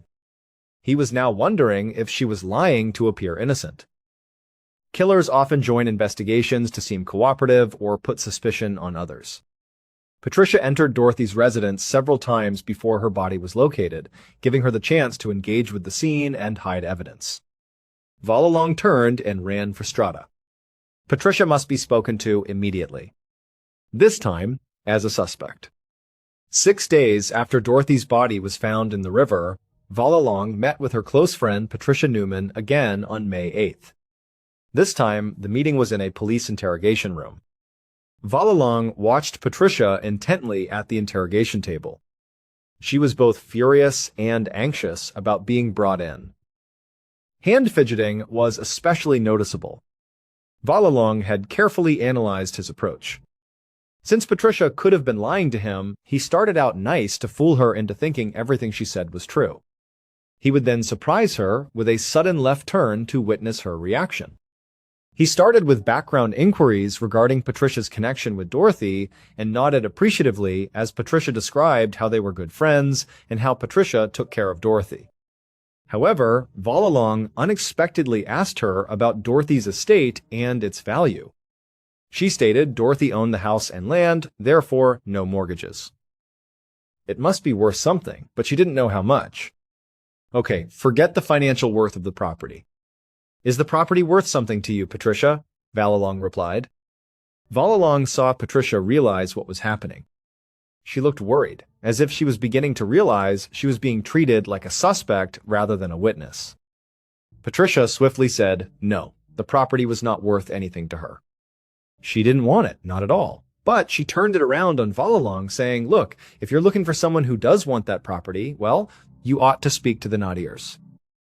Ballen now understood her reference. They were in that lawsuit with Dorothy before she disappeared and was found dead. But Ballen didn't speak. He looked at Patricia and said, oh, explain what you mean. Patricia told him the Naughtiers had been Dorothy's live-in employees for years and were monsters. Dorothy said Brandon verbally abused her while working for her. He was also one of the major people propagating tales about Dorothy in town, including that she killed her husbands, her land was haunted, and she was mad. However, she indicated that wasn't the worst. Brandon was a thief, she alleged. She stated Brandon and his wife Bonnie had convinced Dorothy to sign away her property to them for nothing the year before, when she was on more depression medication than usual and not in sound mind. It hit Ballen then. He knew about the land lawsuit, but he didn't know the details. He simply understood there was a dispute. He also knew that Dorothy's lawyer had mentioned the Naughtiers days earlier, but that was before Dorothy's body arrived and things were frantic, so Ballen hadn't followed up with her lawyers yet. He didn't realize how ugly this legal dispute was. Patricia said she urged Dorothy to hire a lawyer and fight because what they were doing to her was wrong. Dorothy had done it. She had a lawyer and a court date with the Naughtiers 10 days before she disappeared. Ballen seemed astonished as he listened. This was evident and always in front of him. Dorothy's disappearance benefits the Naughtiers. Clearly, the parties had beef. Ballen changed tactics at this point. He promised to talk to Patricia instead of treating her as a suspect. Ballen talked to Patricia longer. She remained suspect. Ballen was close to Dorothy, an older woman with no apparent heirs, but she hadn't seen her will. He wouldn't be surprised if Patricia was there. If true, she would have benefited from Dorothy's death like the Naughtiers. However, Ballen knew he owed the Naughtiers a conversation. He would call them next. 3 days later, Ballen was back in the precinct's interrogation room in the afternoon on May 10. But it was busier this time. He found 3 one-year-old Brandon Naughtier for an interview. Brandon had consented to talk to Ballen, but he insisted on having his lawyer there, which instantly suggested he had something to hide. Since talking to Patricia, Ballen discovered Brandon's criminal history, including assault. Ballen also heard from town residents that Brandon had trouble keeping his mouth shut. He tended to threaten or attack others anytime he was even slightly irritated. Hothead and loudmouth. Given this, Ballen expected Brandon to be defensive or aggressive in this interview. Brandon didn't seem furious when Ballen asked him about Dorothy's contentious case. Instead, he appeared bewildered. He said it was all a great misunderstanding. Brandon stated he and his wife lived with Dorothy for 6 years. He assumed Dorothy considered them family. That's also why he thought she was selling her land cheaply, similar to a family discount. He said she seemed to want them to take her property. Brandon and his wife demanded payment.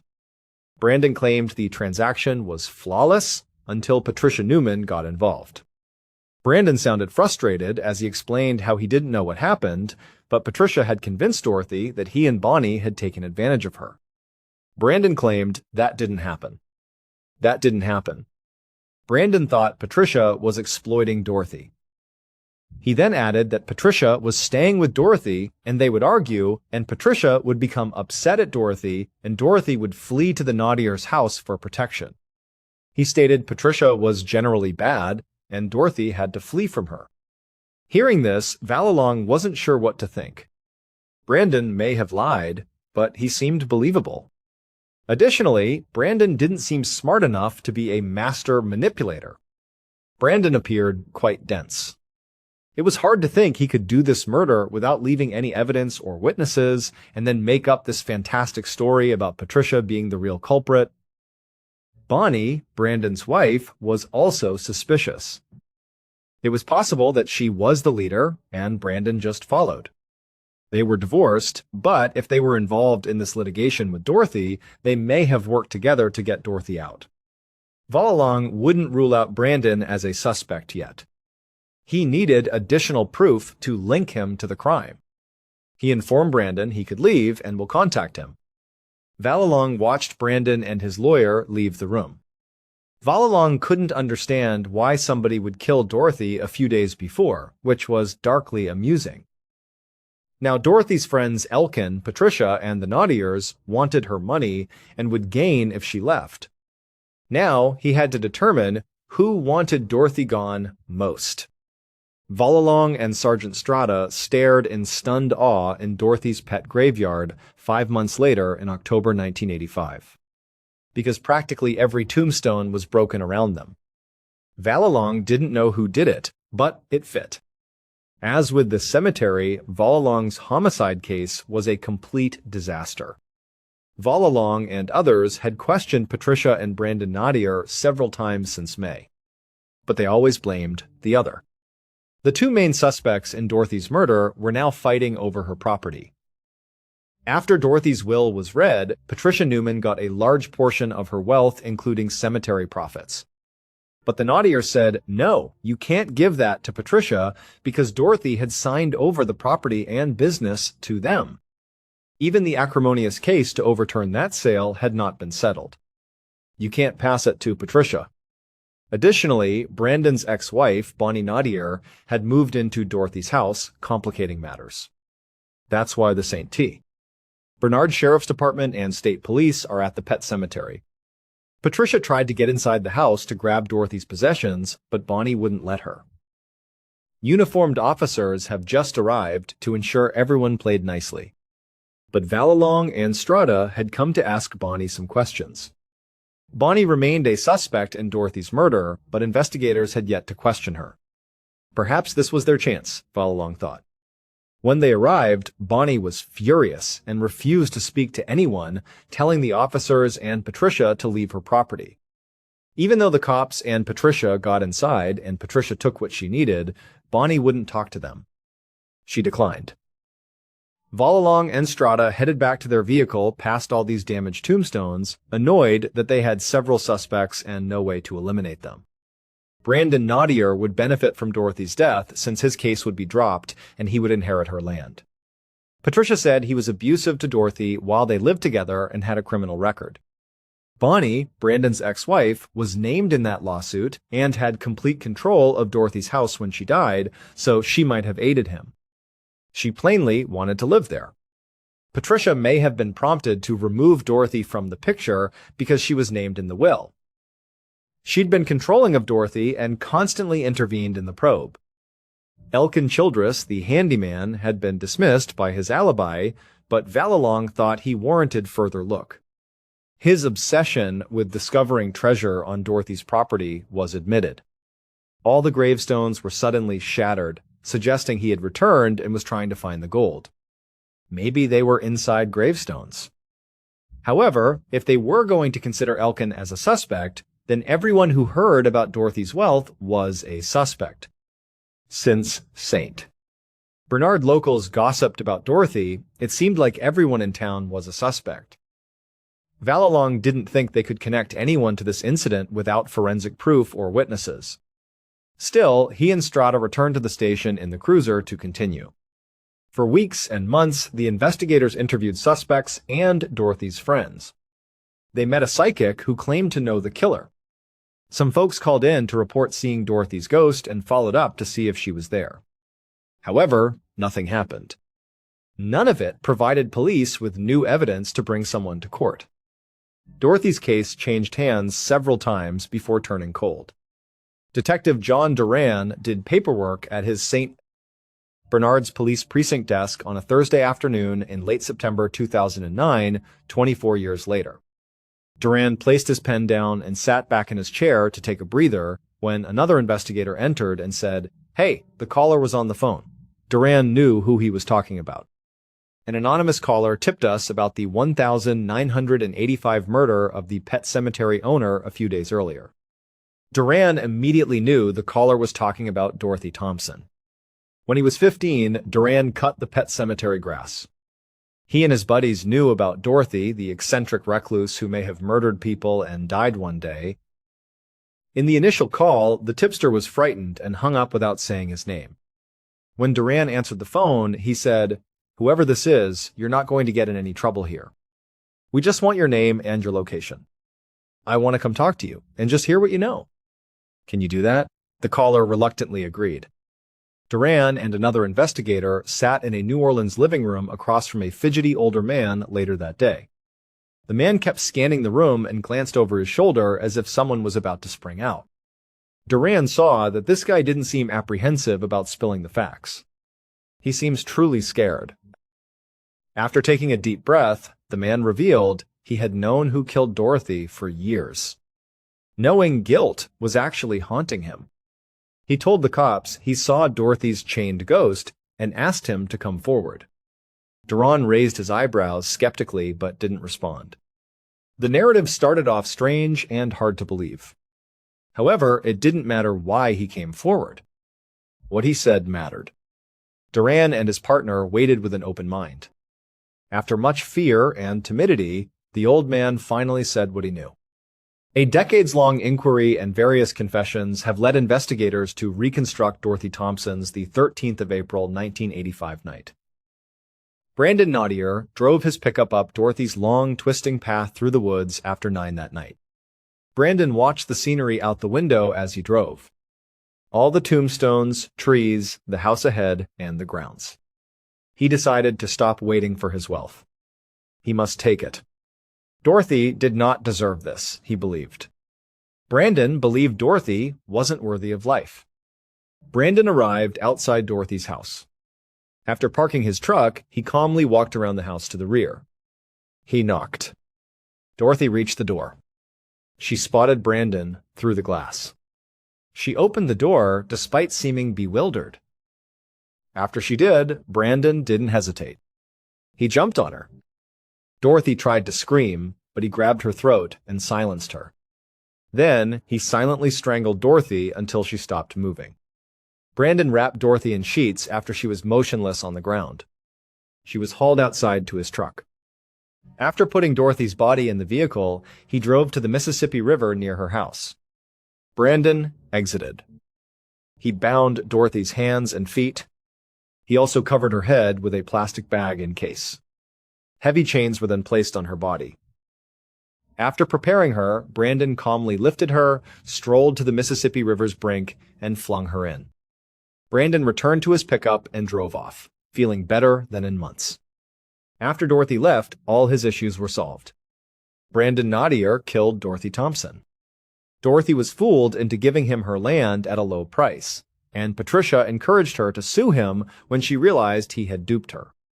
Brandon thought, okay, if I kill Dorothy before this lawsuit is completed, they'll figure out that this was unfair and that I con her, so the charges go dropped and the sale goes to me. My property. Brandon had company the night of the murder. He invited another of Dorothy's previous handymen, James Tregler, to wait in the car with him.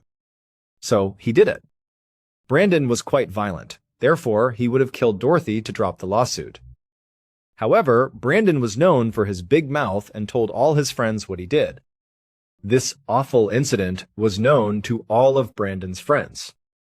They trusted him because they knew he could commit severe violence, but they were afraid of him. Thus, none of the companions revealed their knowledge. Finally, one of these buddies came forward because they were plagued by this crime. The anonymous caller informed the detectives. Brandon wasn't acting alone, he said. Others included James Tregler. After 4 years, detectives spoke to James Tregler, who confessed to being there that night thanks to that tip. They had enough evidence to charge Brandon with murder. Brandon pleaded guilty to Dorothy's murder in 2012 and received a 10-year sentence. Brandon's ex-wife Bonnie wasn't participating. James Tregler, the other handyman who drove with Brandon the night of the murder, constantly denied knowing it would happen. His evidence earned him immunity from prosecution. The pet cemetery remains, although it's abandoned and overgrown. Treasure hunters keep walking the site with metal detectors in hopes of finding the treasure. Many thanks for viewing. Comment your thoughts about today's episode. And remember, you can binge on our true crime playlist right now. Till next time. See you. In the early hours of Saturday, the 19th of October 2013, a 23-year-old man named Ode Edgelor stood at a crowded bar in a dance club in Antwerp, Belgium.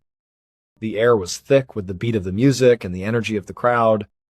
The bartender slid 2 shot glasses across the slick surface of the bar, and Ode expertly scooped them up. He turned, a grin on his face, and handed one to his friend, Kevin Rodriguez Fuentes, who was waiting right behind him. It was Kevin's birthday, and the night was all about celebrating. Ode raised his glass high. Over the thumping bass, he shouted, "Happy birthday," in his native Spanish. Kevin grinned back, and together they tilted their heads back and slammed down the shots. The burn of the liquor was just another part of the night's excitement. Ode was relatively new to Antwerp. He had moved from Spain about 6 months earlier for a great job as a computer engineer. It was a big step, moving to a new country where he didn't know a soul. But Ode was outgoing and friendly, and it didn't take him long to start building a new life. He'd met Kevin at a local beer festival not long after he arrived. They hit it off immediately. Kevin was from the area, so he took Ode under his wing, introducing him to his circle of friends and showing him all the best places to go out in the city. They became close, fast. Back in the club, after the shots, Kevin tapped Ode on the shoulder. He pointed towards the middle of the dance floor, a wide smile spreading across his face. A group of young women, about their age, were dancing together. Without another word, the 2 friends made their way through the crowd and onto the dance floor. From that point on, the night dissolved into a happy, energetic blur for Ode. He went back and forth between dancing with their new friends and heading to the bar for more drinks. He was having an amazing time. It was nights exactly like this that were making Antwerp feel less like a foreign city and more like a real home. But as the hours wore on, he could feel the alcohol catching up to him. He knew that if he stayed much longer, he risked passing out right there. Sometime later, Ode, Kevin, and a few of the new friends they'd met stumbled out of the club's doors and into the cool night air. The city streets were quiet and mostly empty. Ode instinctively pulled his phone from his pocket to check the time. His vision was blurry, and he had to squint, but he could make out the numbers on the screen. It was nearly 4 a.m. It was incredibly late, practically the next morning. He knew it was time to call it a night. He said his goodbyes to the group, wished Kevin a final happy birthday, and then turned to begin the walk home. The next morning, Kevin woke up in his bed with a skull-splitting headache. He blinked his eyes open, his room slowly coming into focus. He let out a sigh of relief. He was home, safe. The last part of the night was a complete fog. He honestly couldn't remember how he'd even gotten back to his apartment. He groaned, rolled over, and fumbled for his phone on the nightstand. It was a reflexive move for anyone after a long night out. He sent a group text to Ode and another friend who had been with them, asking the simple question, "How are you feeling?" The other friend replied almost immediately, complaining about his own hangover. But there was no reply from Ode. At first, Kevin didn't think much of it. Ode had been drinking just as much as he had. He was probably still sound asleep, trying to recover. He figured he'd hear from him later in the day. But the day passed, and still nothing. The sun went down, and Kevin's phone remained silent. By the next day, which was Sunday, October 20th, with still no word from O'Day, Kevin's casual concern started to turn into real worry. This was unusual. He decided to call O'Day directly. He put the phone to his ear, but it didn't ring. It went straight to voicemail. That meant his phone was either dead or turned off. This small detail sent a jolt of anxiety through Kevin. O'Day was always good about keeping his phone charged and was usually quick to respond to messages. 24 hours of silence was not like him at all, not even with the worst hangover. Kevin immediately called the other friend from their group. He asked if he'd heard anything from O'Day. The friend said no, he hadn't spoken to him since they all left the club. The worry was now escalating into a quiet panic. Kevin decided he needed to go check on him in person. He got dressed and headed over to O'Day's apartment. When he arrived, he found O'Day's roommates at home, but O'Day wasn't there. The roommates didn't know O'Day all that well. They were more just people who shared a living space. They told Kevin that O'Day hadn't come home after the birthday party. They just assumed he was crashing at a friend's place for the weekend and hadn't thought anything of it. But for Kevin, this was a huge red flag. O'Day would have told him if he was staying somewhere else. They were close friends. He would have been the first to know. The panic was no longer quiet. As he stood there in O'Day's empty room, his mind raced, trying to think of any possible explanation. Then, a thought struck him. He remembered that one of their mutual friends, a young woman named Owen, had gone out of town for a wedding. Maybe, just maybe, O'Day had made a last-minute decision to go with her. It was a long shot, but it was the only logical explanation he could come up with. He left the apartment and immediately called Owen. He was hoping she would pick up and tell him that O'Day was right there with her, that everything was fine. But when she answered, he could hear the panic in her voice, too. It turned out she had also been trying to reach O'Day for the past day, calling and texting him nonstop with no response. She was just as worried as he was. The reality of the situation crashed down on Kevin. No one had seen or heard from O'Day since he left the group at 4 a.m. to walk home. He was just gone. Kevin felt a wave of helplessness wash over him, but he knew he couldn't just stand there. His friend could be in trouble. He took a deep breath, his hands shaking slightly, and he contacted the police to officially report O'Day Edgelor as a missing person.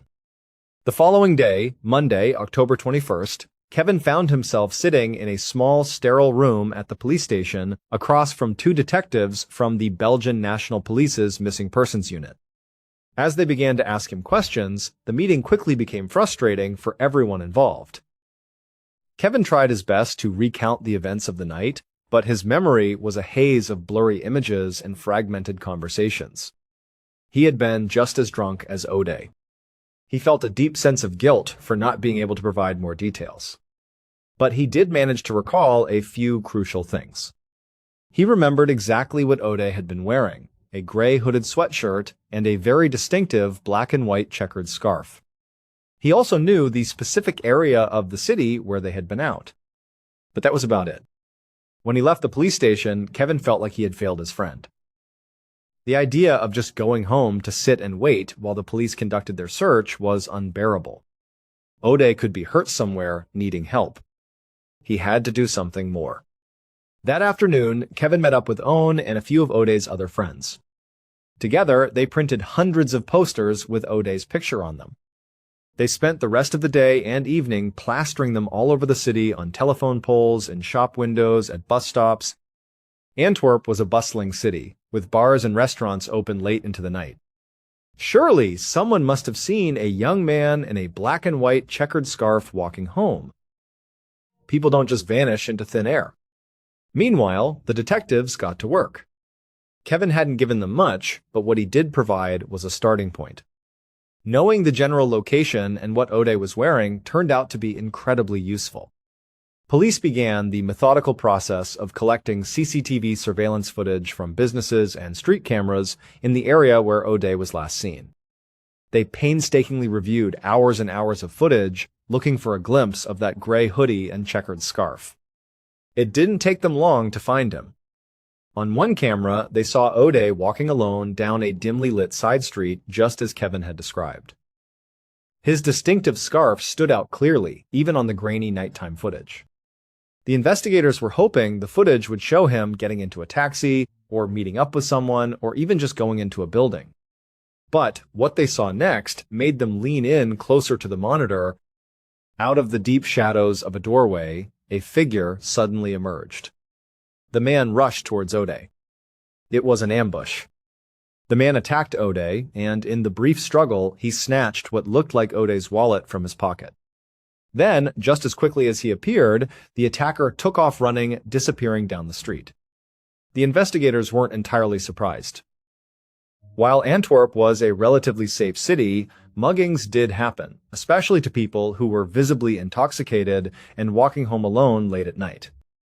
It was a disturbing piece of evidence, but it was also a solid lead. But their investigation was about to take a truly bizarre turn. They continued to track Ode's path through the city's network of cameras. On footage from a different camera, just a few minutes after the first mugging, they saw Ode again. He had clearly pulled himself together and was still trying to make his way home. He was still walking alone. But then, it happened again. Suddenly, two new men appeared and rushed him. They attacked him, and this time, they took his phone. Then, like the first mugger, they sprinted off into the darkness, leaving Ode alone on the street once again. The detectives in the room stared at the screen in disbelief. In the span of just a few minutes, Ode had been mugged twice by 3 different people. None of them had ever seen anything like it. It felt like a scene from a movie, something so unlucky it was almost unbelievable. Now, they had a new set of questions. Were these 3 attackers working together? Was it some kind of coordinated attack? Or was it just a case of extraordinarily bad luck? They didn't know, but they now had a clear objective. The muggers had stolen Ode's wallet and his cell phone. That meant they could track the credit cards and the phone's data. They hoped this digital trail would lead them directly to the attackers. Once they had the muggers in custody, they believed they would get the answers they needed to find Ode. The investigators' plan took a few days to execute, but it worked perfectly. They tracked Ode's stolen credit card and discovered that someone had tried to use it at an ATM in the city. They immediately pulled the surveillance footage from that ATM and got a clear picture of the first mugger. Then, using cell phone tower data, they were able to trace the path of Ode's stolen phone. By cross-referencing that data with CCTV footage along the route, they managed to identify the other 2 attackers from the second mugging. They now had all 3 men. They were confident that the mystery of Ode's disappearance was about to be solved. Fast forward to October 29th.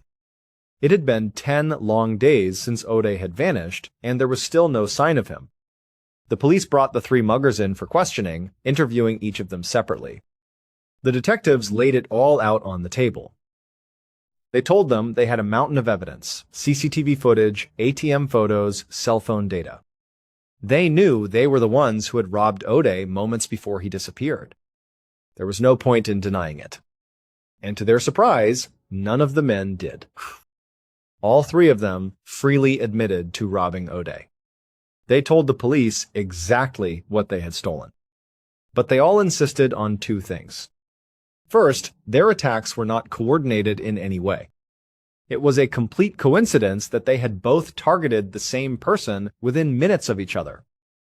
And second, and more importantly, they all swore that they had absolutely nothing to do with his disappearance. They said they just robbed him and ran. That was it. The investigators listened to their stories with deep skepticism. The idea that 3 criminals had randomly and separately mugged the same man, who then coincidentally vanished in a third unrelated incident, seemed almost laughably improbable. It defied all logic. They pressed the men hard, convinced they were lying, convinced they were hiding a much darker secret. But no matter how much pressure they applied, their stories never changed. We mugged him, we ran away, and we never saw him again. The police arrested and held all 3 men on robbery charges. But their primary goal was still to connect them to O'Day's disappearance. They were sure that with enough time, one of them would crack and tell the truth about what really happened to him. But then, another piece of surveillance footage surfaced from a camera further down the street. And this new footage changed everything. It showed O'Day just moments after the second mugging had occurred. And just as the muggers had claimed, the video showed them running away in the opposite direction. More importantly, it showed O'Day alone, dusting himself off for a second time, and then continuing to walk down the street, eventually moving out of the camera's frame. He was alone. To their absolute astonishment, the police had to accept that the muggers might have been telling the truth all along. This meant that after being violently robbed twice, O'Day had simply kept walking through the streets of Antwerp. Their best and only lead had just evaporated. The investigation was back at square one. This new footage also meant that the search area was now much, much larger. They had to search the entire city. In early November 2013, about 2 weeks after O'Day vanished, the Belgian National Police launched a massive search operation across Antwerp. They went back to every bar, club, and restaurant in the area where O'Day had been. They re-interviewed staff and patrons, showing O'Day's picture, asking if anyone remembered seeing him. But everywhere they went, they hit a dead end. No one knew anything. As the days turned into weeks, the focus of the search slowly shifted northward, following the general direction O'Day had been walking when he was last seen on camera. This path was leading them away from the city center and towards the banks of the River Scheldt, a wide, dark river that cuts through Antwerp on its way to the North Sea. On the evening of November 7th, 19 days after O'Day was last seen, a few detectives found themselves standing on the deck of a very unique structure floating on the River Scheldt. It was called the Boat. Earlier that day, police boats had been dragging the riverbed while search dogs patrolled the banks, looking for any sign of O'Day. A visit to the Boat was a necessary part of this river search.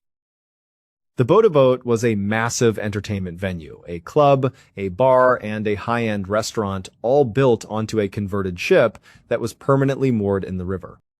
But its main attraction, the thing that drew crowds from all over, was an almost Olympic-sized swimming pool built right into the deck. It gave the incredible illusion of a pool floating on the surface of the river. It was known as the world's largest floating swimming pool, and it was always busy. The detectives hoped that because of the boat's excellent, unobstructed view of the river and the surrounding banks, someone there might have seen something on the morning O'Day went missing. They split up and began interviewing the staff and patrons, asking the same question they'd asked hundreds of times. Did you see a young man wearing a black and white checkered scarf? By now, nearly everyone in the city knew about O'Day's case. His face was on posters everywhere. People were eager to help, trying to recall any small detail that might be useful. But despite their best intentions, no one on the boat had any meaningful information. The investigators left empty-handed and spent the rest of the day watching the fruitless search of the river. On the 19th of November 2013, 1 full month after O'Day's disappearance, his friends and family held public gatherings in both Antwerp and his hometown in the Basque Country of Spain. His family in Spain made it clear this was not a memorial. They were holding on to the hope that O'Day was still alive somewhere. The gathering was a show of love and an effort to keep his story in the public eye. In Antwerp, his friends tried to send the same message of hope. But as 2013 came to a close, that hope was beginning to fade. The police investigation had stalled completely. The 3 muggers were still in custody, but they hadn't changed their stories. The citywide canvass had yielded nothing.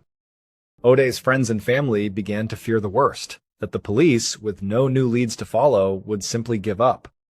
But then, in the early summer of 2014, something incredible happened. More than 7 months after he disappeared, O'Day's story suddenly went viral. It spread far beyond Belgium and Spain, capturing the attention of people all across Europe. This was highly unusual. Thousands of people go missing every year, and most cases barely make the local news. But there was something about Ode's story, the young engineer starting a new life, the unbelievable double mugging, the complete mystery of his vanishing that resonated deeply with people. It felt impossibly tragic. Just as it seemed the official investigation was winding down, a massive public outcry demanded the opposite. People from all over the continent called for the Belgian police. The international support was overwhelming. Poets wrote poems about Ode. Musicians wrote songs for him. Charity groups organized their own volunteer searches in Belgium. It was as if the world was rallying together with a single voice. Find Ode. The tipping point came in October 2014, as the first anniversary of his disappearance approached. One of the most famous soccer players in the world, Cristiano Ronaldo, played a match wearing a jersey with images of Ode on it. The message reached millions.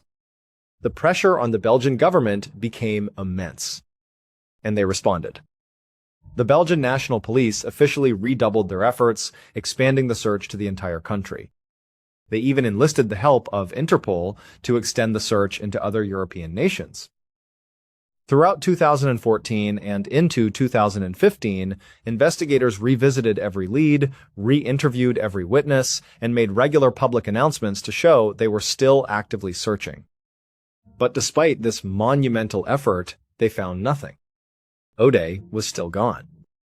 Then, on the 18th of September 2015, nearly 2 years after Ode's disappearance, a strange incident involving the boat would ultimately lead to the answer. The boat itself was essentially a large, flat, floating platform, more like a huge dock than a traditional ship with a deep hull. On that day, the massive swimming pool on its deck started to leak. Because the pool was recessed into the deck, its bottom was submerged just below the surface of the river. A breach in the pool's base caused it to take on water from the river, and the immense weight of it all became too much. The entire swimming pool structure broke away from the main boat and sank to the bottom of the river Scheldt. Luckily, no one was hurt, but the story made local headlines. The boat was a major city attraction. The city quickly began making plans to salvage the sunken pool. On the 11th of February 2016, almost 2.5 years after Ode vanished, the recovery operation began. 2 massive cranes mounted on a barge were brought in. Cables were lowered and attached to the sunken pool. A member of the work crew stood on the barge, watching intently as the cranes slowly, carefully began to lift their heavy load from the riverbed. The water churned as the massive structure was raised. Soon, the top edge of the swimming pool broke the surface. A few workers let out a small cheer. But the crew member on the barge saw something else. Something in the water, caught on the rising structure. At first, he couldn't make it out. He leaned over the side for a better look. His eyes widened in horror. He immediately shouted for the crane operator to stop. The whining of the cranes fell silent. With a shaking hand, the crew member pulled out his phone and dialed the police. After a thorough forensic investigation, the police were finally able to piece together what happened to Ode Edgelor on that tragic night. At around 4 a.m., on the 19th of October 2013, after leaving his friends, Ode started his walk home. He was mugged twice in rapid succession. After the second attack, he was hurt, scared, and extremely disoriented from the alcohol and the trauma. He tried to continue on his way, but he was lost. Sometime later, he encountered a group of strangers who saw his condition beat up and confused and tried to help him.